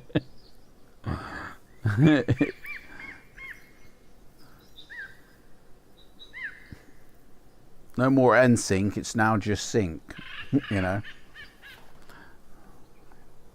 Yeah, we're going to take the ring. Yeah, give us your snake ring, mate. That takes up space number 6, snake ring. We've got only room for one more item in our little backpack. Although, actually, no, the snake ring, unless, well, it might have magic powers when you put it on, so you might want to, you might not want to wear it all the time, to be fair. But obviously, it'll go on our finger, I guess. Suddenly, a shout from the tall lookout tree above you, and you both climb up. It's a good thing we can climb trees, isn't it, with that skill? Otherwise, like, if we couldn't climb trees, we'd be fucked. From above the forest treetops, you can make out 2 black shapes silhouetted against the night sky, flying southwest. Eventually, they swoop down somewhere to the east of the village. "Sorrel was in charge of tracking the black flyers," Bistort informs you. "He had said he had seen them and that they were not dark elves. That was clearly bullshit. I will dispatch a tracking party at once." Do you decide to track them yourself? You tell Bistort of your intentions, and you can climb down the tree and set off being the tracker to go after them. Otherwise, you can stay in the Ewok village for the night. Are we going to go tracking, or are we going to go stay in and maybe find us a little bit of an elf lady to cuddle up with tonight? You know what I mean? Double your trousers. It's a cock ring, really. Yeah, well, it doesn't need to go in the backpack then, does it? It doesn't take up a space in our backpack, does it? Mate, this YouTube channel's going to get cancelled, mate, after all the filth we've been saying.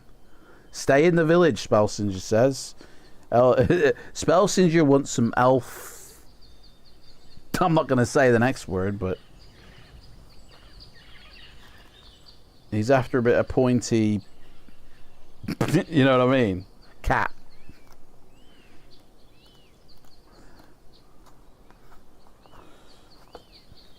No, yeah, we haven't got any love potion either. Dudes. Greta will be jealous. Bistor arranges for you to be lodged in the guardhouse, in the lookout tree. Oh, don't give us a job, mate. I only want a bed for the night. I don't want responsibilities as well. Bloody hell. So it's night time then, I guess. Dude's giving us jobs to do. And after an excellent supper of elven delicacies, you settle down to sleep. In the morning... Oh, back to morning then. That was quick. Yeah, let's go to early morning. It's we get 2 stamina points for a restful night's sleep, bringing us up to 10. And we now... it says now tick off the next day on your sheet. That was a bloody long day. It's now Moon's Day. So that was one hell of a day yesterday. He tells you that confidence is high, although the tracking party hasn't returned yet. Even though there are a problem to everybody, he says, the Dark Elves are our responsibility, especially in the forest. We are searching for the entrance to their underground city. Although it may not be here, it could be beneath the lake or the mountains. So I suggest you leave the forest to us and continue your search northwards. In other words, he's telling us to piss off. He's like, oi, leave. That was my wife last night you were with. Casanova. I ain't happy with you, mate. Get out of my treehouse. We've been kicked out of the treehouse, basically. Oh, you tell him about your strange nightmare. What nightmare? Did we have a nightmare? Hang on a sec. Did I miss something? What nightmare did we have last night? So he's telling us to leave and we're playing the old emotional blackmail trick. Mate, I heard it. I'm so traumatized. I had a bad dream last night, mate. Don't kick me out. Honestly, we're trying to... He needs to buy boner pills. Honestly, this... What strange dream did we have? It literally just said you went to sleep and woke up again. I don't get it. It's, in fact, it does say you settle down to sleep and then in the morning, da-da-da-da. You tell them about your strange nightmare. This seems like we're bullshitting him now. Saying that it seems to be to point to the city beneath the mountains. Kicked out, his wife was baggier than a wizard's sleeve. Hey, I'm not the only one who's been there with your wife. You want to look at the other elves. No wonder they haven't come back. I'm not sure that it is safe to trust dreams in these strange times. He says he's not buying our bullshit. Unless you know about their source, that is. Well, the source came from here, mate. My brain. It was a nightmare. Before you leave, Bistort replenishes your supply of arrows that we've never used and gives you 3 bundles of herbs. Thank you very much. We're back up to 5. Oh, yeah. Will you now go northwest on the elf path, north through the forest, or northeast along the other elf path? So there's 2 elf paths, basically. So we could either go northwest or northeast, or just straight up north. What do you want to do, guys? My wife thinks I'm a buffoon laughing at a live stream.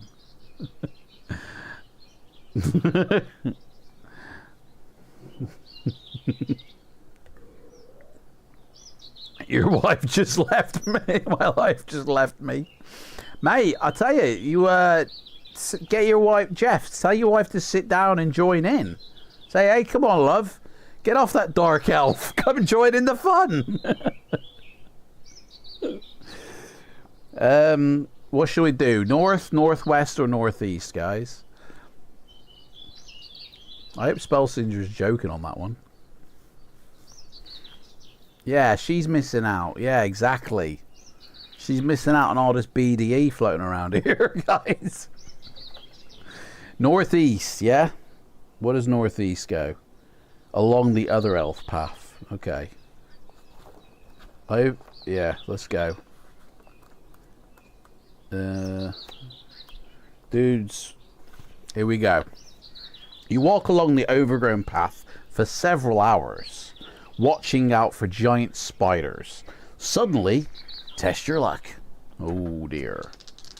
Test your luck. Here we go. 5. We're still lucky. Dudes, we're on 5 luck now as well.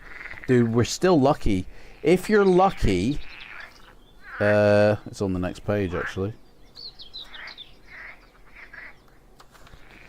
If you're lucky, you see a spider just before it drops, and you manage to dodge out of its way.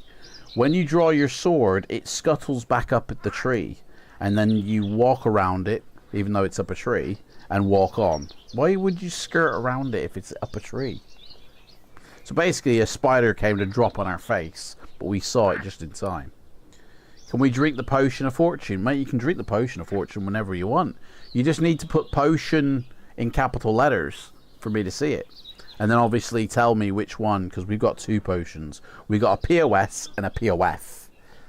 We got a plenty of fish and a piece of shit. Okay, which potion do you want?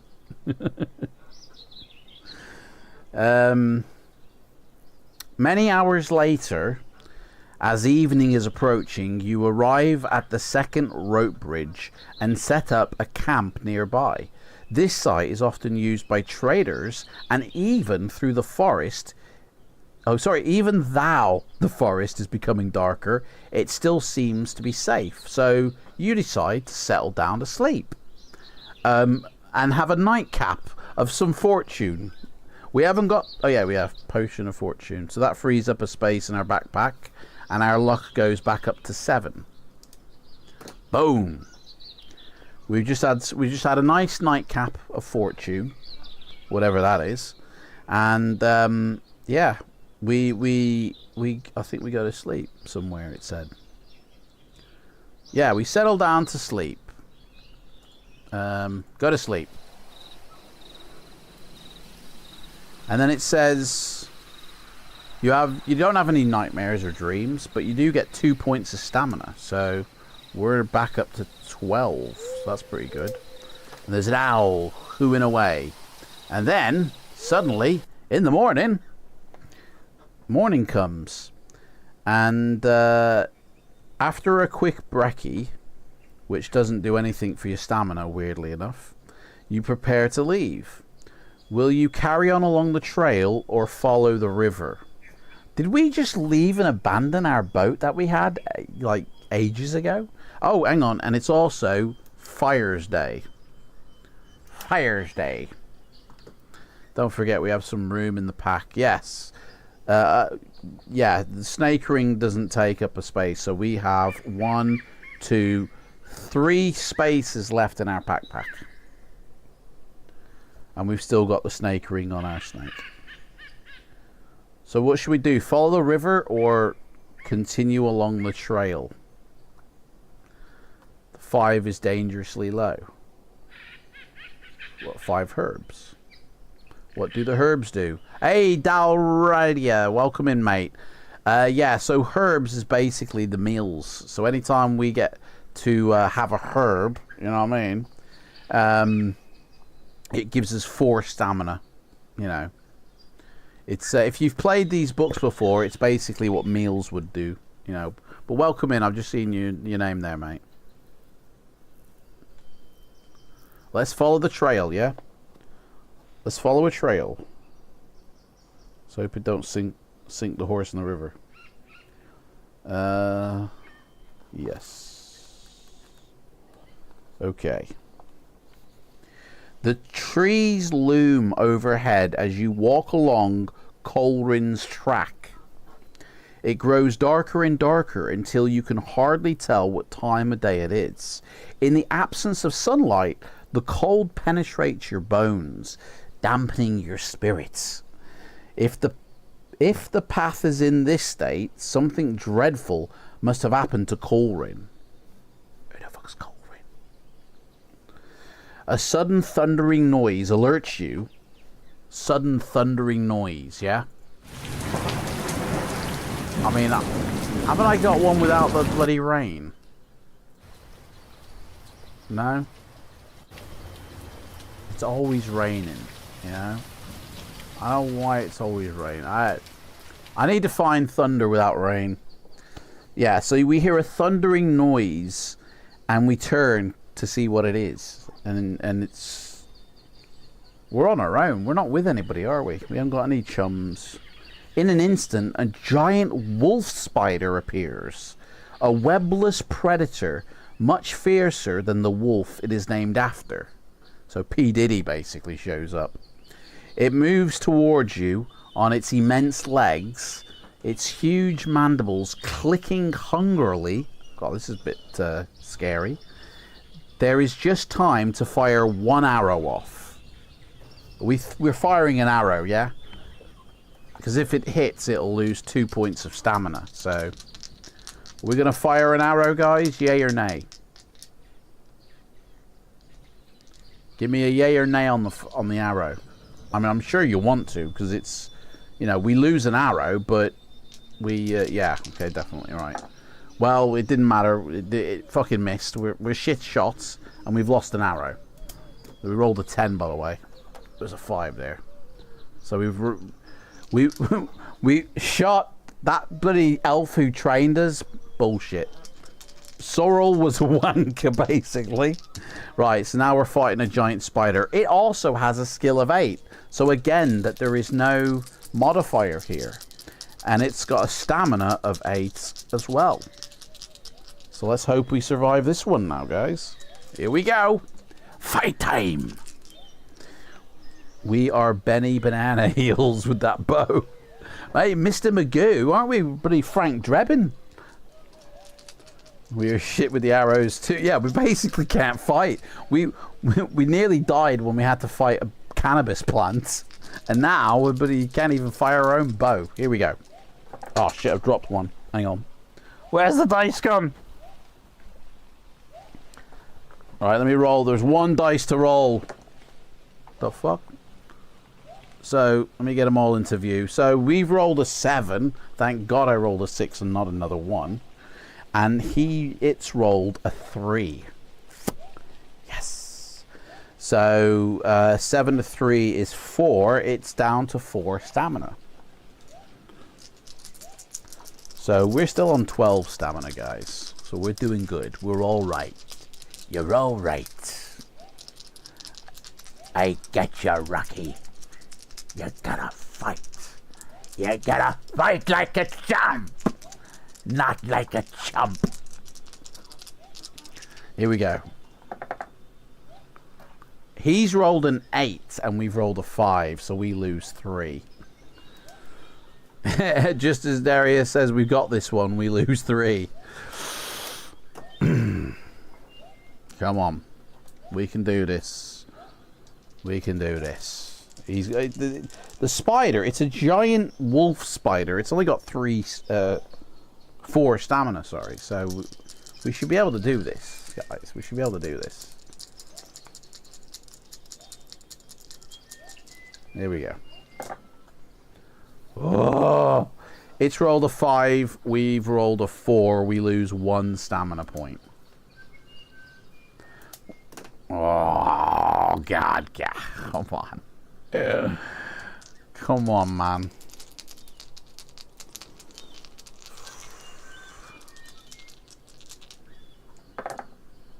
Shit in hell.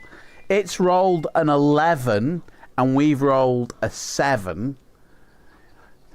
We've lost 4 stamina. We're also down to 4, just like the spider now.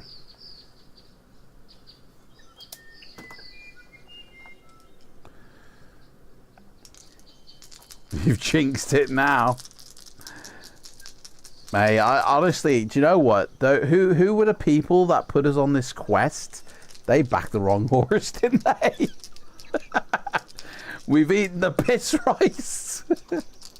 Okay, honestly, we are as equal with the spider now in stamina and skill. So, to be honest, it's only just leveled the playing field. We're still okay. We're dead. Okay, so we rolled an 8. It's rolled a 4. We've killed the spider. We are the champions, my friends. Boom, boom. We'll keep on fighting to the end. Okay. If you win, you leave the body of the unfortunate spider behind and you carry on walking through the death jungle. Sometime in the late afternoon, you arrive at an even narrower and darker track running southeast. Even darker track, guys. Do you choose to go down this track or carry on northeast along the main trail? Potion. You want to have the potion of strength? Okay. Potion of strength. And our stamina goes up to 16. Boom, done. No point in having herbs now, Jeff. We've just taken a big, massive dose of Viagra. Boom, we're back, baby. So, what do you want to do? Have a wee bowl. Yeah, save the herbs, isn't it? Hey, Leo M's coming, mates. Wish us all luck, mate. We're hanging on by the skin of our teeth. We've just killed a spider, but we almost got killed by cannabis before. Like, okay, do you choose to go down the track or carry on northeast along the main trail? Are we still wearing the cock? Yeah, we still have the cock ring on. I don't know what that snake ring does. Or the... Oh, fucking hell! Look at my writing. Honestly, it looks like dried cum blood. Do you remember that dried chameleon blood? Look at that. Dried cum blood is what it looks like I've written there. Whatever that is, it's dried chameleon blood, but I just put cam blood for short. But the cam looks like the word cum, so now it looks like I've written dried cum blood. Whatever that could be. Yeah, we've got dried cam blood, condensing mists, pickled brains in whatever it was called. I can't remember now. Mix it with the piss rice. Chef's kiss.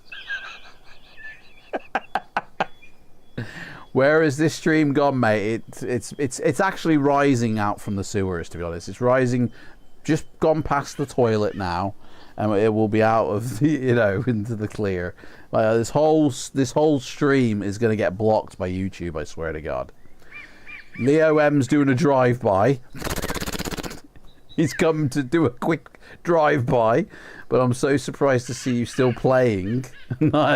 Yes, to be honest, the dice have been really good to us. We haven't rolled any double sixes or double ones. So,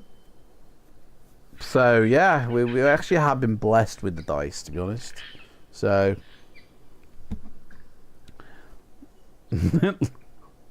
So anyway, Leo's doing this drive-by. Where are we going? Are we going down the track or northeast along the main trail?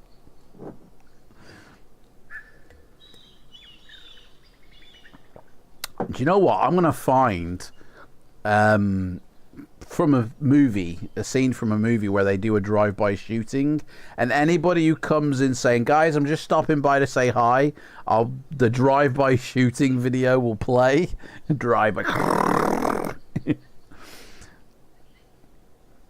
Leo took one at the chat and checked out.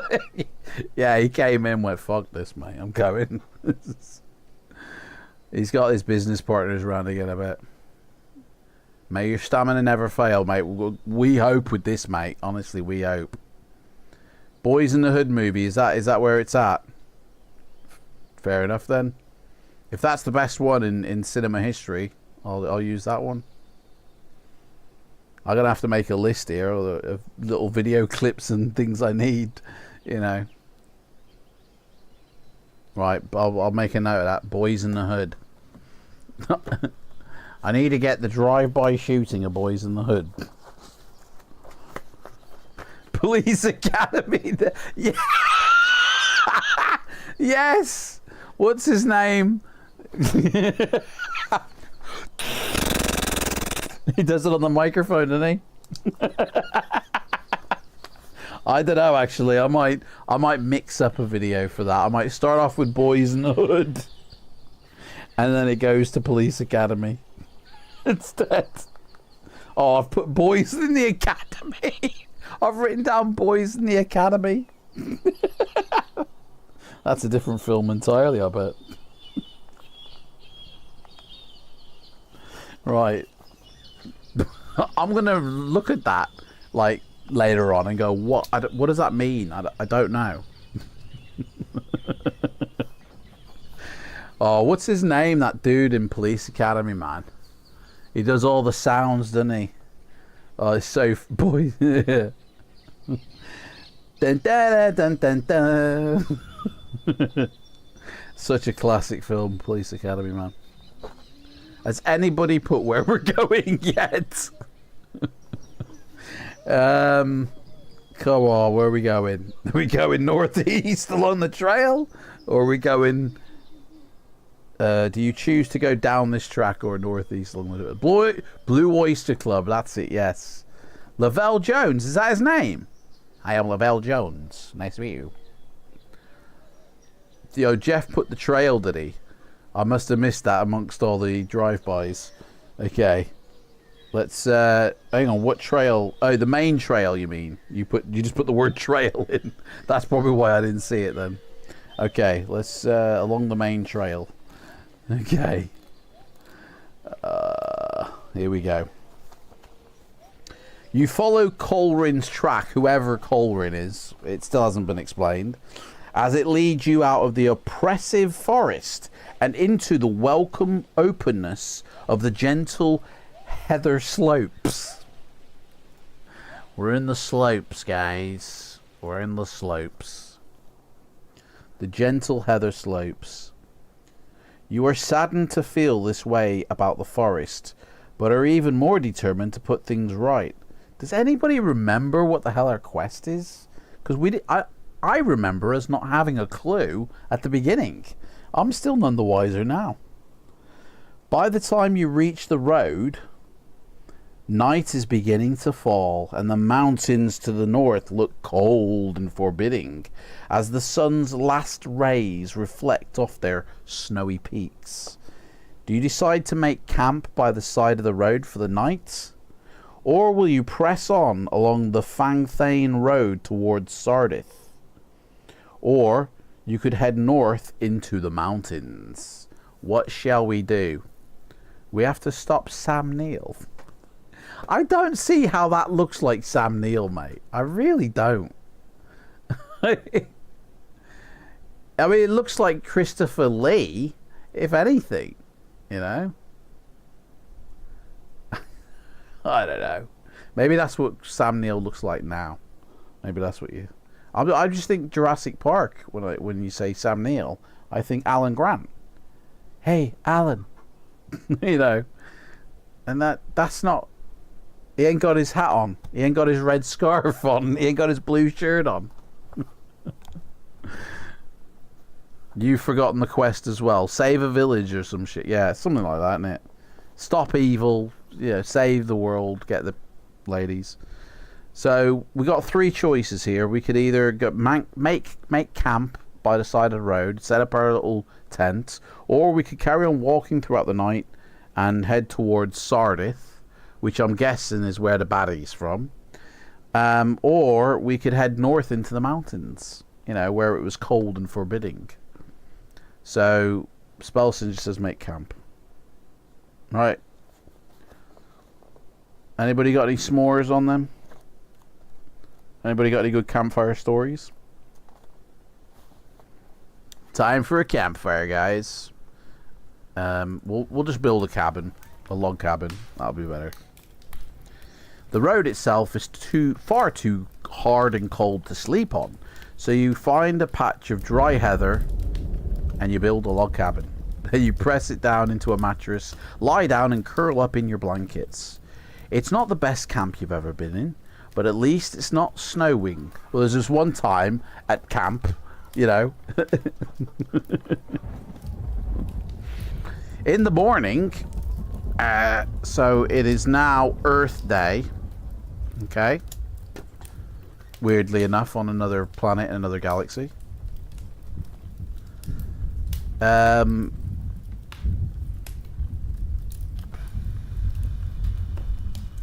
the morning, you're shocked out of sleep by the noisy clattering. So yeah. We wake up, it's the next day, and somebody's making a racket. You open your eyes to see a merchant wagon coming towards you. And as you stand up, the driver hails you and stops. And you see that he is a dwarf. And he's going, hi-ho, hi-ho, it's off to work we go. Obviously a trader from Fang Thane. And he's got 6 of his mates in the back. Good day to ya, he says in his lilting northeastern accent. You greet him, then ask him if he's going to Sardath. I am, he replies. Can I offer you a lift? Will you accept his offer? Will you warn him that there is danger in Sardath and advise him to turn back? Shall we go with him, or let's kill him? We're shit at fighting. Offer the driver a reach around. Offer the driver a little reach around.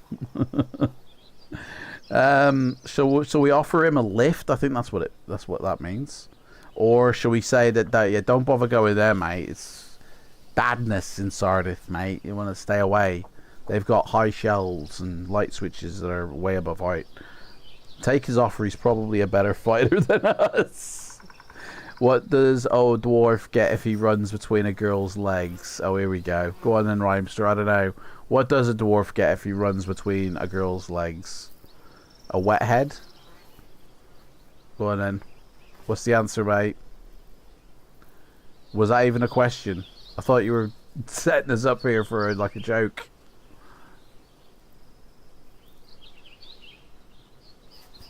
No answer.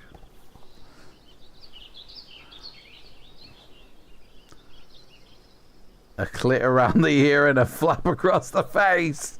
That's actually pretty good, mate. I like that.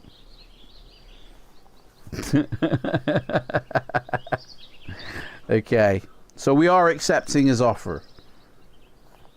You got a wife, mate? Don't know where that came from.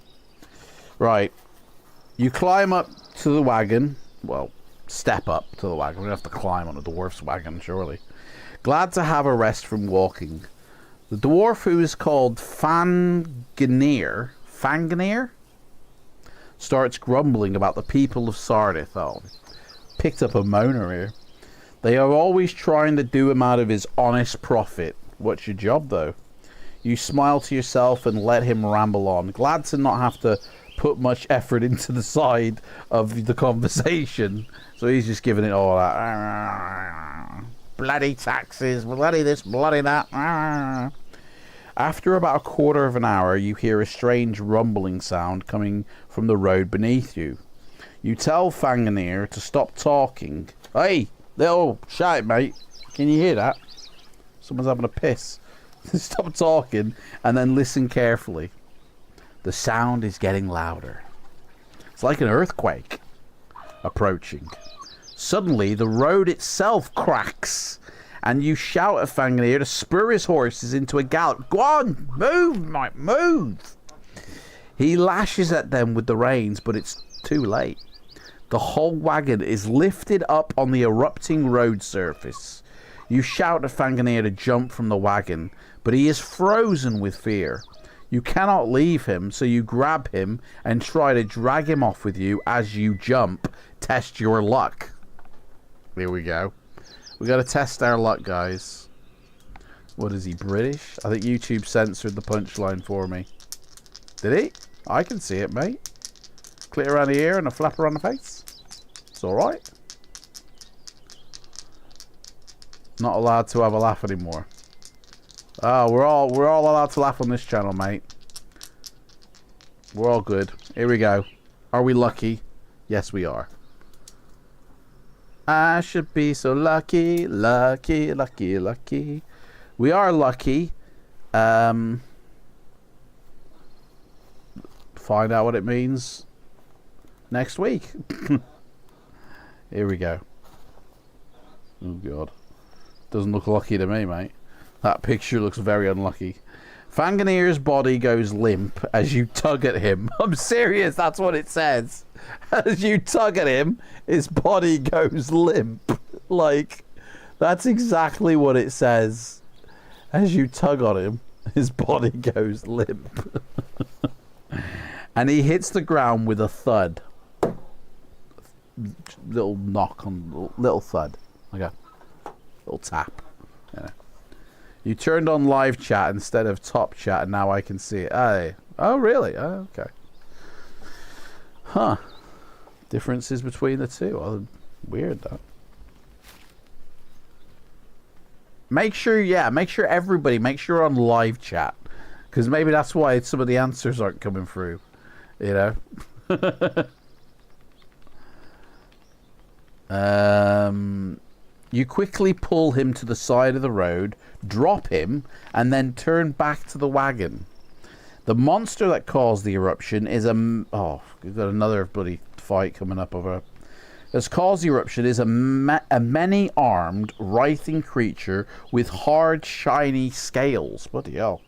Its massive tentacles have burst through the road and are now dragging the wagon into its carnivorous mouth. Basically like that. It's like Pirates of the Caribbean to me. Everyone loves being tugged. You think about fighting the... No joke, its name is called... I don't know how to pronounce this.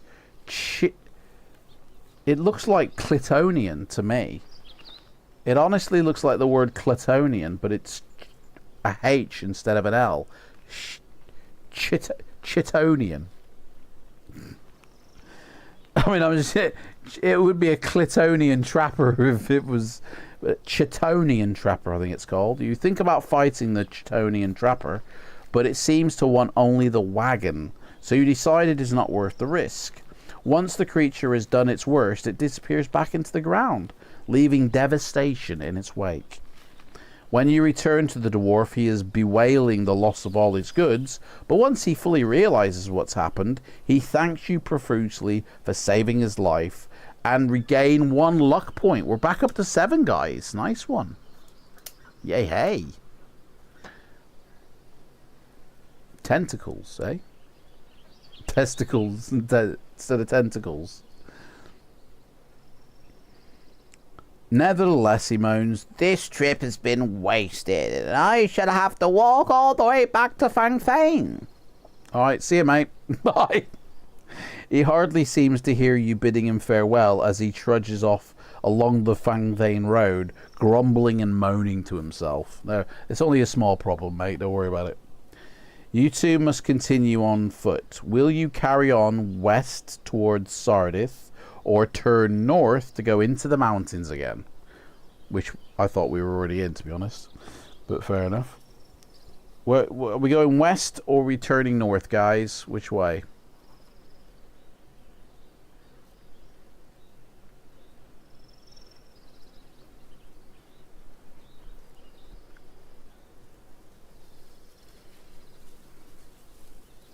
North, Jeff says. Jeff's in there with the north. We're going into the mountains. Okay?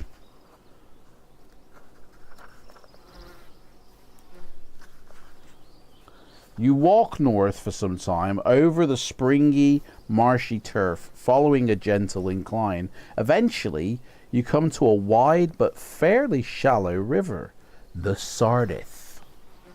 So the Sardath is a river. It is not flowing very fast, so you're able to wade across without any difficulty. On the far side, however, the terrain steepens sharply to a rocky, snow-capped ridge, and you are forced to make a detour. Colrin probably could have climbed the ridge, but you don't have the expertise, so you can either go west or you can go east. Which way are we going, guys? East or west? What shall we do?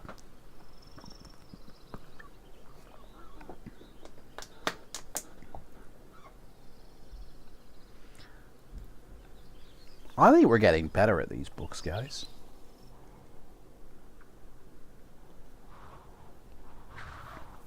Make sure you refresh your stream as well, guys. So in case you've fallen behind, you'll catch up. You're going west, yeah?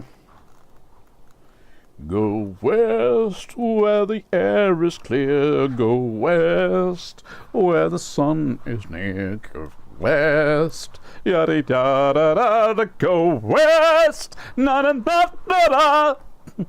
Sorry, blasting out your eardrums, guys. As you go west, the ridge slopes gradually downwards until it reaches the level of the river. Here you find a landing stage and a track leading northeast into the mountains. A number of rafts are moored here, but most of them are no better than wrecks. One of them, however, is still in good enough condition to carry you, although it would probably sink if you tried to load it up. Will you get on this raft and punt it west, or will you follow the track northeast? If anybody was nodding off, yeah. Pet Shop Boys. Yeah, man, Pet Shop Boys are alright, like, you know. Northeast. Follow the track northeast. Spellsinger says, that was pretty quick, man. Okay, let's go.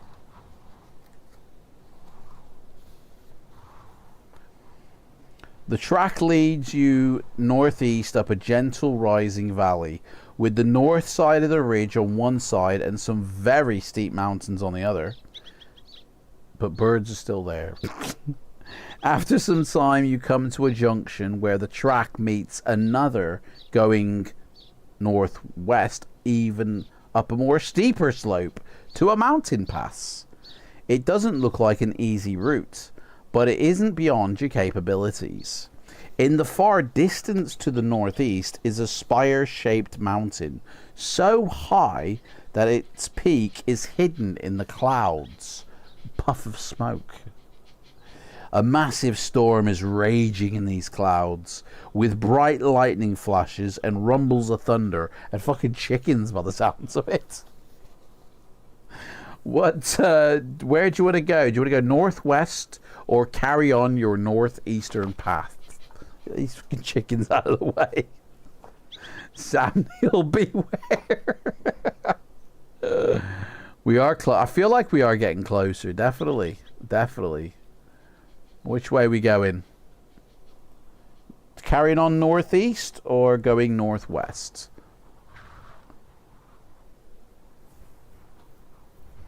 You sure it's not Storm's Day? It is Earth Day, I think.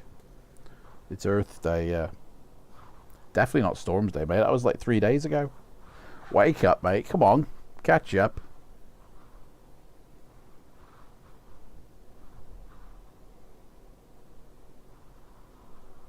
Oh, hang on. Yeah.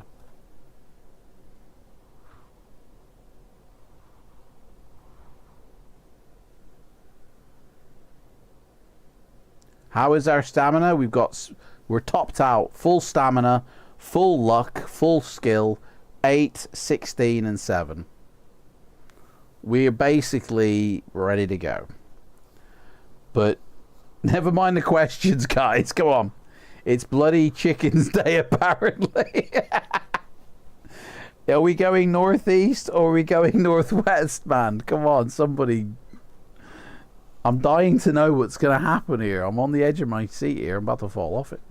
Northeast. Here we go. Let's do it. Go on. I'm dying to find out what's going on here. Northeast. Here we go. Look at that. Everybody's putting it. As you walk towards the spire-shaped mountain, you gaze up at its prodigious height and its peak shrouded by dark mist. From within these clouds come bright lightning flashes and rumbles of thunder. It is an awesome sight. By the time you reach the foot of the mountain, scampering around me here. By the time you reach the foot of the mountain, you are beginning to realize just how fierce the storm is. Surely nothing could live within the unbridled fury. You continue up the steepening path, but it ends abruptly after only some 50 meters. Will you press on, trying to find your own way up, or will you go back down to the foot of the mountain? Are we carrying on, guys, going up, or are we going to pussy out and go back down? Samuel's compensating for something. I think I definitely want to find our own way up. Yes, that's the one. Press on, guys. That's it. Come on, here we go. Let's do it. Since there is no path up the mountain, you're forced to scramble up its ridges and scree slopes as best as you can. Your hands and feet gradually become numb with the cold, and you flinch every time you have to push your hand through a patch of snow to find a hold. Fucking hell, this is not comfortable, is it? Suddenly there's a flash of lights and a terrible explosion of sound. Poof! And a Technicolor Dreamcoat appears. For an instant, all you can see is a bright whiteness. Then, as your sight gradually returns, you see a figure in a black robe standing in front of you. Like that. Woo! That looks like the bloody Red Skull dude from Endgame, doesn't it? I want to pass. One must throw somebody in, It's Sam Neill. Oh. Okay. So we can either attack this figure, or we can try to talk to it, or we can kneel before it. We can do a Sam kneel if you want, or we can try and talk to it, or we can just attack it. What do you want to do? Do you want to attack, talk, or bow? Like kneel down, I guess. We loved you in Jurassic Park. Love potion. We ain't got any love potion, mate. We got pickled brains, condensed mist, dried cum blood, and a snake ring. That's all we got. And we got 5 bundles of herbs. You know what I'm saying?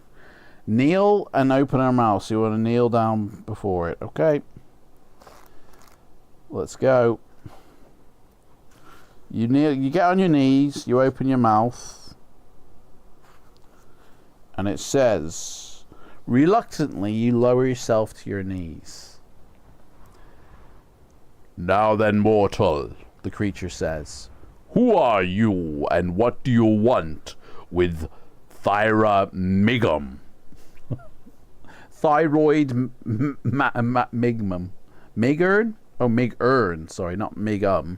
Migurn. Thyra Migurn. You tell her... Oh, it's a woman.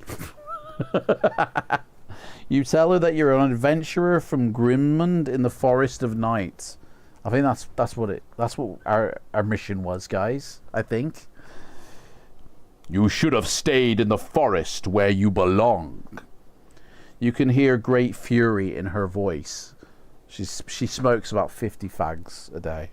That's why she's a bit of a baritone in the old voice. Although clearly she is trying to suppress it. You apologize for trespassing on her mountain. What, does she fucking own this? Where's your name, love? Don't see a name written on this thing. And you apologize and say you'll leave immediately. She allows you to get back down the path unharmed. So we can either apologize and grovel and leave, or we can persist in talking to her and ask her, are there any dwarves left alive in the mountains? That's a very specific question. Like a very strange, specific question. Or we can also ask her if she knows where the black flyers come from. So we can ask her 2 questions, or we can just toddle off with our tail between our legs, you know. Formerly, it's Mr. Man. This is Mr. Man from a scary movie, you know. We've all got our problems, dear.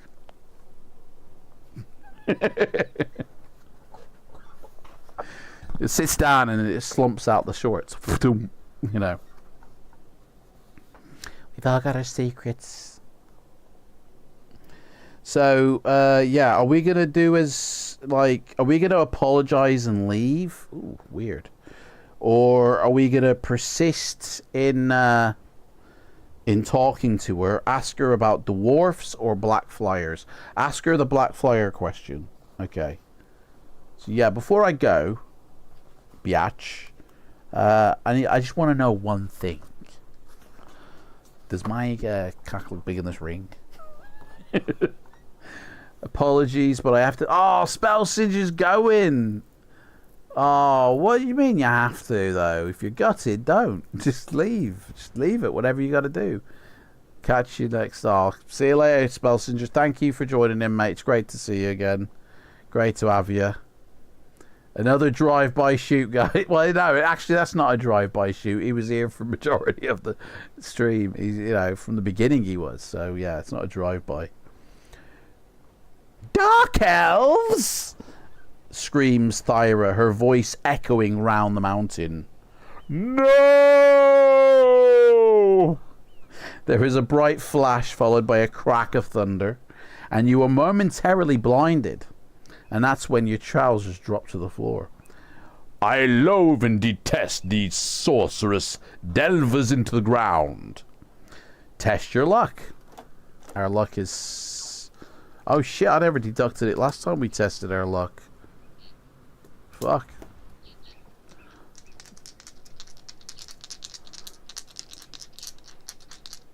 Here we go. It says test your luck. Lucky still. Beautiful.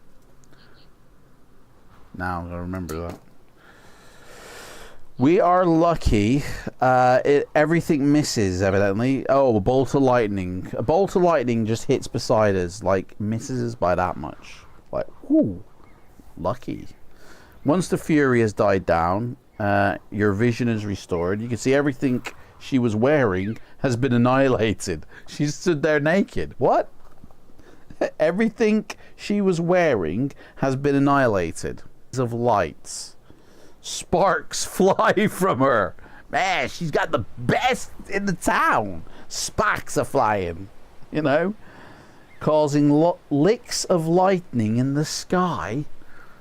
Causing licks of lightning. I'm not making this up, by the way. This is what's genuinely being put down in this book. Dude, it's worth £200 to get this book for the words written in it. She looks at you with menace. What are you looking at? Yeah, we don't need love potions. What do you want with the dark elves? She asks. You tell her about your mission. Yo, well, listen out, right? This is my story. You know, we came out from the dark elves, like we were in the forest, and I was taught, like I was told by these elves, you know, they taught me how to shoot like a shit shot, and then something happens and, like, you know, listen up, right, respect. I had to go. I was the one asked to come to the forest to find the flyers because some reason or someone wants something and I gotta take it down. I gotta bring it down. I'm the one who has to do it. Wow! Big avalanche. Audio problems. What? It's like Patrick Stewart in Extras. Yeah. Audio problems, guys? I think it's called the mute button, Jeff. You've put me on mute, mate. All the ranting I've been doing. I'll calm down. Right, so what do you want? You tell her about your mission. You will need power, she says, and a small silver sphere appears in her hand. She gives it to you. You may use the lightning sphere only against the darkest of elves. The ball itself will tell you when. You open your mouth to thank her, but she holds up a fury hand. Go, she says, for my temper is not to be trusted. Having seen her in the full fury, you leave without delay. You're going to reconnect to the stream. All right. Mate, they're dropping like flies, guys. What's going on? A short time later, you find yourself at the path at the foot of the mountain, relieved to have made it back alive. I don't even know what's happened. I think the stream's been going on.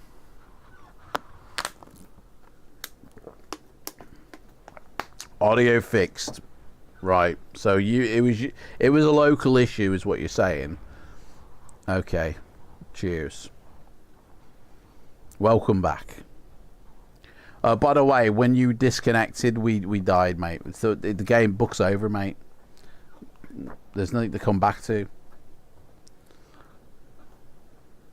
I'm only joking. I'm only joking, mate. I'm only joking. We're still continuing, you know. Oh, shit. I should have said we'd won the book then. I just finished reading page 400, you know. Right, nothing you have learned so far points either to the south or to the east, and the mountains lying to the north are impassable to someone of your inexperience. So you decide to follow the mountain trail southwest. This leads you down a gently descending valley with the sheer mountains to the north and a long ridge to the south. After a long walk, your path crosses a track going northwest up a steep slope towards a mountain pass. It doesn't look like an easy route, but it is not beyond your capabilities. Do you wish to carry on southwest, or would you rather go northwest? It does ask if we have a red gem, which we don't, so there's no point in mentioning it, I guess. So we can either go northwest or southwest, guys. I mean, are we walking around these mountains in circles? Is that what's happening? We came up across some chick in a robe who stripped off for us and then pissed off. Don't know what happened there. Now we're continuing around northwest. I'm not too, like... Okay. Continuing up the path we go. Although the slope up the mountain pass is steep, it is not dangerous. It is a hard slog to get to the top, but you accomplish it with more quickly than you thought and you might have expected. While you are trying to take in the incredible grandeur of the mountains, you notice a small cave on the eastern side of the pass, and you walk cautiously across to investigate it. You can't see anything in the cave, but there are several tracks on the ground outside, possibly those of dwarfs, though it does seem as if the inexperienced hands have tried to cover them up. If you follow so we can actually go into the cave if we want to, or since the mountains on either side of the pass are too difficult for you to climb, you will have to go down and descend again.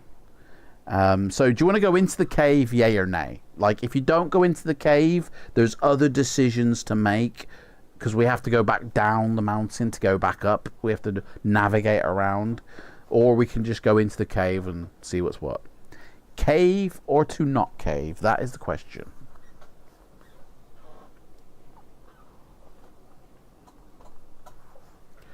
Cave. Cave it is. Let's go check it out. It's the Cave of Wonder. Who goes there? Earth sleeps a slumber. Only touch anything but the lamp. There are more roughly erased tracks in here, although they are more difficult to make out in the darkness. You follow them back... Eh? You follow them to the back of the cave, sorry. I thought it said you go back in the cave, and I'm like, when did we go out? You go to the back of the cave, where you find a mine shaft descending deep into the ground. There are also several lanterns hanging on hooks on the wall. Guys, it's the beginning of Oblivion here. So you take one and light it, and with the extra light you can now see a rickety wooden cage suspended above the shaft. A rope used to pull it down into the mine is probably attached to a counterweight. You step into the cave and pull on the rope. By the way, there's a picture here that pertains to our little story that we're talking about here. So that's what I'm about to read, guys. Might want to read the what's on those signs. I will read it out anyway. I think they're waiting to blame you for shit decisions. Mate, they've all... half of them have bloody fucked off, haven't they? We've lost half of the crowd. I think it's just me and you, Jeff, mate. Don't worry about it. We're having fun. At the bottom of the mine shaft, the trail heads off down a large tunnel, leading eventually to a shallow pool of still water. And a meadow, by the sounds of it, where the footprints end. There are 3 tunnels on the far side of the pool, 2 of which are full of strange fungi. The 3rd tunnel is empty, and it has more footprints, presumably the continuation of the trail. Which tunnel will you take? The left-hand one, the middle one, or the right-hand one? And there is a sign over the left one and the middle one. The left-hand one, they both say the same thing. Poisonous fungi do not enter. One of them, yeah, they're both filled with mushrooms on the floor of the cave as well. Whereas one of them doesn't. Nice of them to warn us. OSHA approved. What's OSHA? OSHA. Official shites happening allocation. I don't know. What does OSHA stand for? I've never heard of it. Safety and Health Inspector. Oh, so it would be like official safety and health associate or something. I don't know. Not here to win the books. Yeah, mate, we're here to have a good time, mate. Winning the book is just a bonus, you know. We're here to have a good time. That's Occupational Safety and Health Administration. OSHA. I got you now. Cheers, thank you, Dalradia, is that how you spell it? It's a Yank thing. I used to live in Texas, mate. I've never heard of that, though. I was a kid in Texas. I wasn't like an adult. So I guess that's why I never heard of OSHA. I've heard of Atari and Nintendo NES and BMXing around the neighborhood. You know, that's a kid thing, you know. Specific to America that I remember are Jolly Ranchers, Cheetos and Fritos, Big Gulps, and I can't really think of anything else specific. Oh, Babe Ruths and Butterfingers. Oh, love a Butterfinger, man. It sounds dirtier than it actually is, but yeah. So, anyway, tunnels in the cave, guys. Left, middle, or right? Which one are we going to go in?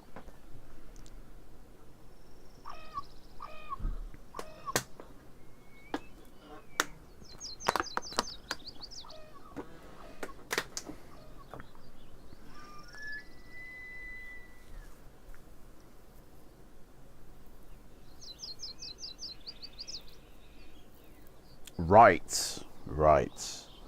The right-handed one. A right-hander. Let's do it. The tunnel goes on for a long way. So we're in a cave, actually, guys. Just realized this.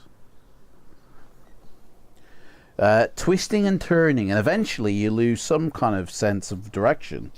but still the trail of footprints leads you on.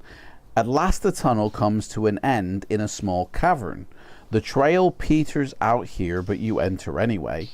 Once inside, you stop and stare, momentarily confused. You are back at the bottom of the mine shaft where you first came in. Uh-oh. If you want to retrace your footsteps to the cavern with the pool and the 3 tunnels, you can. Or you can give up looking around and leave the mine. I don't know how you can do that if you're lost in it.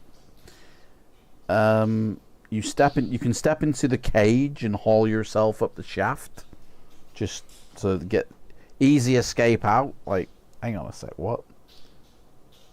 So what do you want to do? Do you want to go back to that where we have the 3 tunnels and choose another option, or no cave sounds, mate? Can you not hear the cave sounds, mate? Let me turn it up a bit more then, so you can hear. You not hear that cave sound, mate?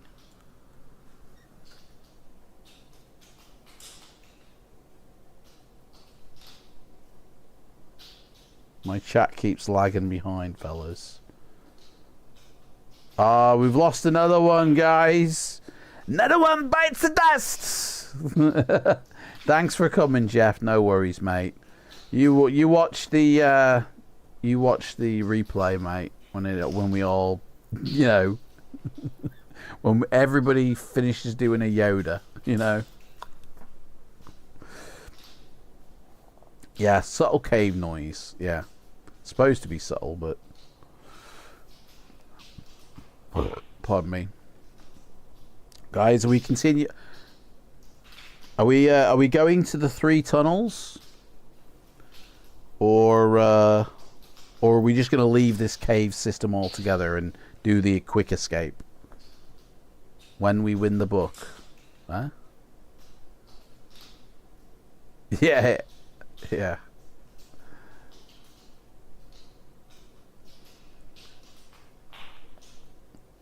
Oh, well, I get what you're saying now. I get what you're meaning. We'll hopefully win the book. We'll hopefully win the book.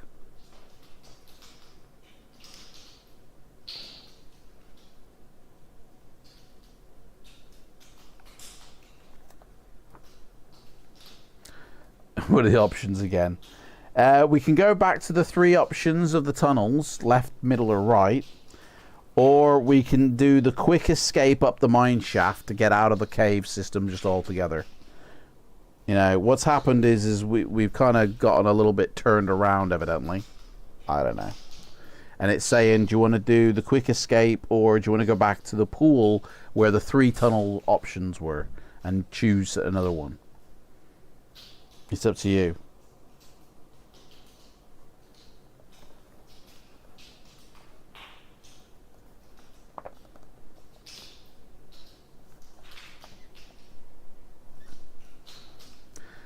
Why ain't we even in the caves then? What? I don't even know what that means. Why ain't we even in the caves then? Why aren't we even in the caves? I'm lost. Go back. Go back to the 3 choices, I'm guessing that means. I don't know. So, left-hand tunnel, middle tunnel, or the right one, which is the one we went through last time. R. Oh, why are we even in... I don't know, mate. We came in the caves. Because, oh yeah, that was it. Because if we didn't go through the caves, we would have had to go down the mountain to climb back up the mountain. So we're going through the caves in the hopes to come out the other side or higher up the mountain. I don't know, mate. No worries, mate. I got you. It makes it fun. Obviously, you're on your mobile or something, but it makes it fun for reading it and trying to decipher some messages. Mate, when I text anybody, that's the same thing. I have to recheck everything because my fat thumbs just types all sorts of weird shit, you know. Tony's in! Tony says go to the middle tunnel. Welcome in, Tony, mate. Honestly, it's We're on a weird adventure. The fungi in this tunnel looks like giant black puffballs. They are ominous looking things, so you have to walk along trying not to touch them. However, when you have progressed only a few meters, several of them explode, engulfing you in a cloud of choking black spores. Hey, Tony! Thanks! Roll against your skill. Now we got to roll against our skill. This could be a life or death situation here, I feel. And we've rolled a 6, which is less than our skill. Total is less than or equal to your skill. I think we've done that one all right then. Oh, I think it's going to be another drive-by shooting here. I think. You slap your hand over your mouth and pinch your nostrils closed with your thumb and forefinger, thus protecting against the spores. You run down the tunnel and the fungus comes to an end after a short distance, and you reach an area lit by torches, and there's two tough looking dwarf guards standing there, but they don't seem at all that aggressive. "Welcome, human," one of them says. "Would you please follow us? You are the first human we have seen for many days. So Lokimir is sure to want to see you immediately." The dwarfs lead you through the convoluted tunnels of what looks like an underground settlement than a mine, eventually surely we have to scooch down low, don't we? If we're in like a dwarf cavern. Bringing you to a chamber where an important looking dwarf is sitting behind a large stone desk. "I am Lokimir, son of Balkalor, leader of this band of refuge dwarves in these dangerous and hasty times." He hands you a beautiful fashioned red gem. Ooh, lovely. "A gift," he says, "to thank you for braving the mountains to come to see us, whoever you are." Well, you tell him only that you are an adventurer seeking help in finding and destroying. So we can tell him that we are an adventurer to find and destroy the black flyers. That's one answer. Or we can tell him that we will give him our name and address. No, just our name, and tell him that you hail from Grimond in the Forest of Night. So basically we can give him a very stern reply and go, "I am, I'm Greta from the bullshit academy." Or we can say we're just trying to find the black flyers. Like, we can be vague or stern. Which one do you want to be, guys? I thought he was suggesting we eat one of the toxic fungus. Option 1, Greg comes in. Welcome in, Greg. Greg comes in saying option number 1 would do the black flyers option. Isn't that to kill dwarfs though? Wasn't that option to say about killing dwarfs? A look of anger clouds Lokimir's face. "I understand your urgency, young man, but there can be no reason for completely abandoning common courtesy. I know that you humans are by their nature a hasty folk, but I would have thought that anybody arriving at a new place would introduce themselves with the appropriates." Your mind wanders as Lokimar gives it all that, and proceeds to give you a lengthy lecture on the etiquette of getting counsel from dwarfs. Sorry, mate, forgot the fucking etiquette. You know? When his tone begins to mellow, you start paying more attention. "Therefore," he says, "I will relent from what would be my normal, somewhat violent course of action, and give you whatever help I can." He wants a bit of us. I feel he wants to go big or go home, innit? At that moment, a dwarf guard comes into the room and hurries over to Lokimir. Begging your pardon, leader. I realize that you're giving counsel, but I believe your presence is urgently required. We are again under attack from the Tower So." Uh-oh. Social security number as well. Lokimer tells the dwarf that he will be there in a moment and then turns to you. Will you stay and help us? So we can either help these guys or we can, you know, hi-ho it out of here and go and leave them to it. Tell them that the mission is too urgent that I'm on. You know, guys, you have to sort your own shit out, mate. I've got my own problems today. Like, or we can help him. We can say that we would be honored to sort your shit out for you. You know, it's up to you guys. What do you want to do? Tell him we'll help him, or just hi-ho it out of there.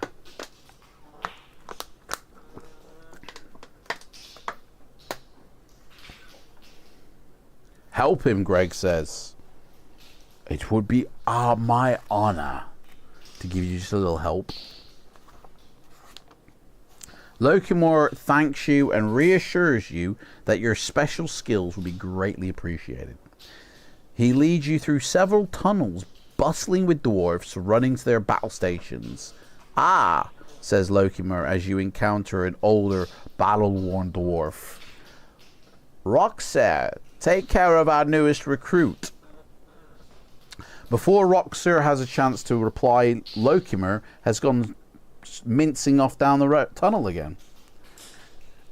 Right then, youngster, says Roxer. I understand that you're quite a warrior. You reply that you have seen plenty of action in your time.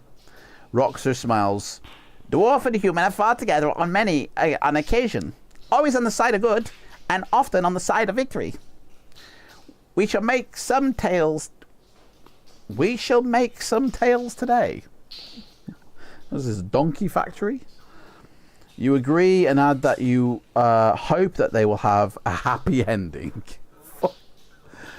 Yeah, we need allies. There is no doubt about it. Happy endings all around.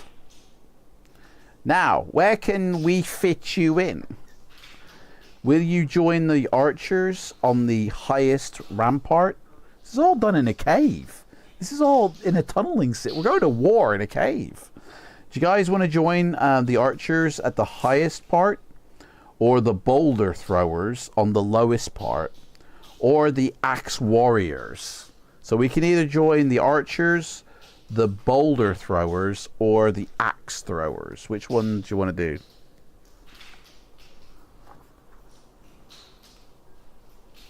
Boulder throwers. Is there not a more official word for that? Shot put, you know. Boulder thrower.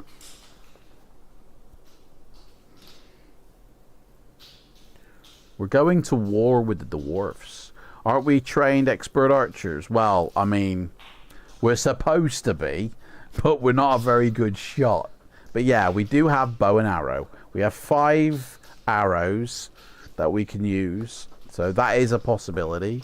We could join the archers, and our shit shot will probably take out all the dwarfs for the enemy, you know. What should we do, guys? What do you want to do? It's up to you guys. Alright, it's up to you.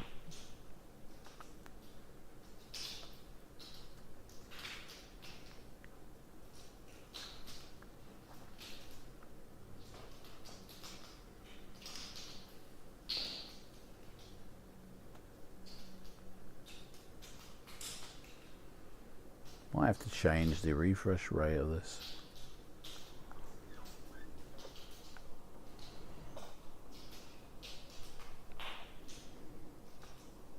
Join the archers. Okay.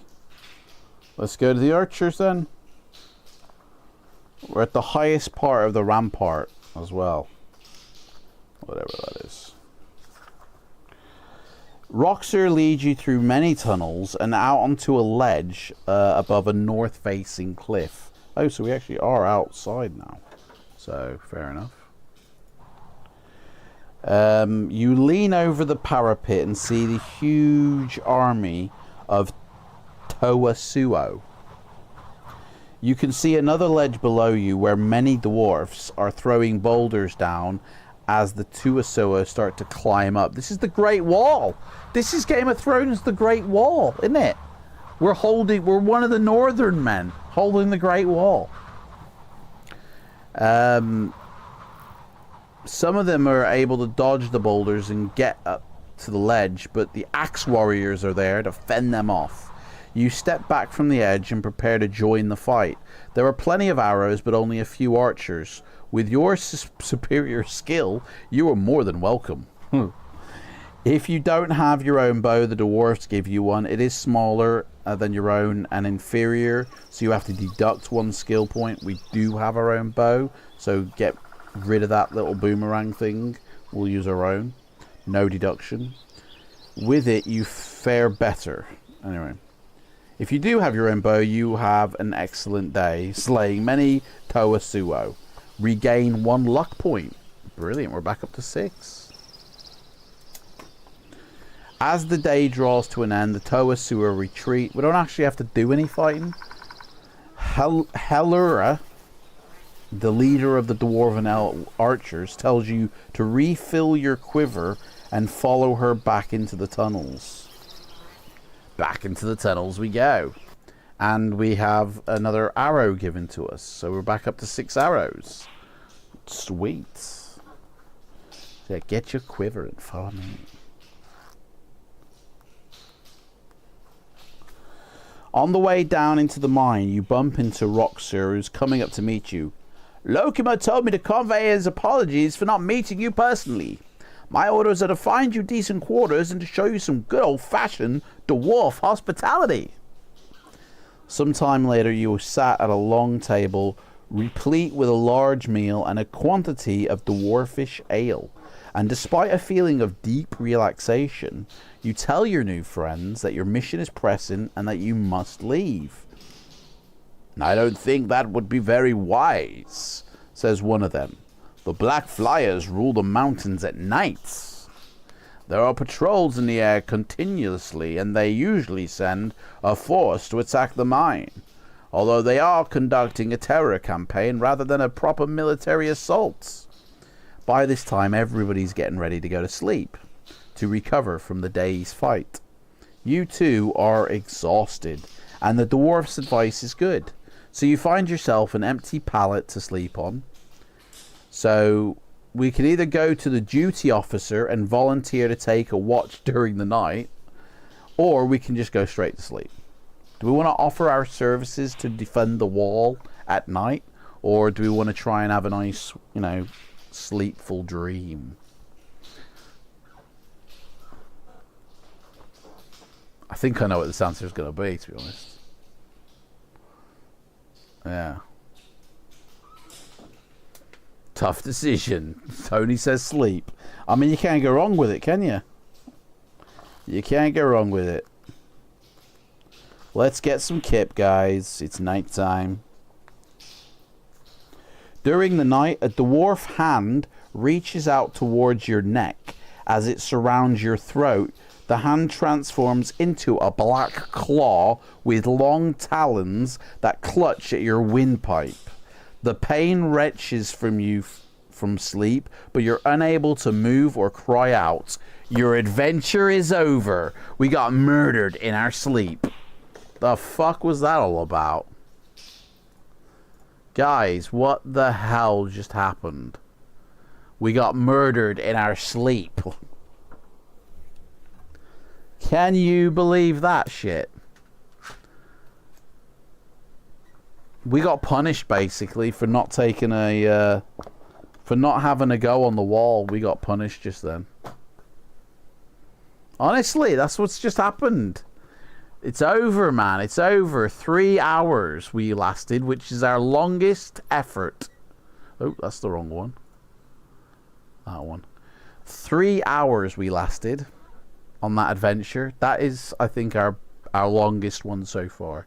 It's so long, my hair grew throughout the adventure.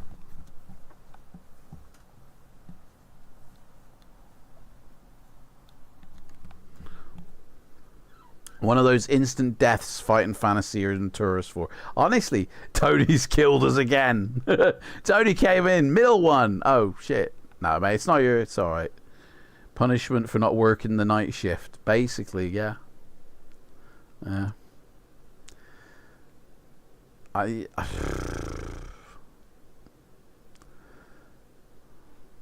Feel sorry for Jeff, who just left.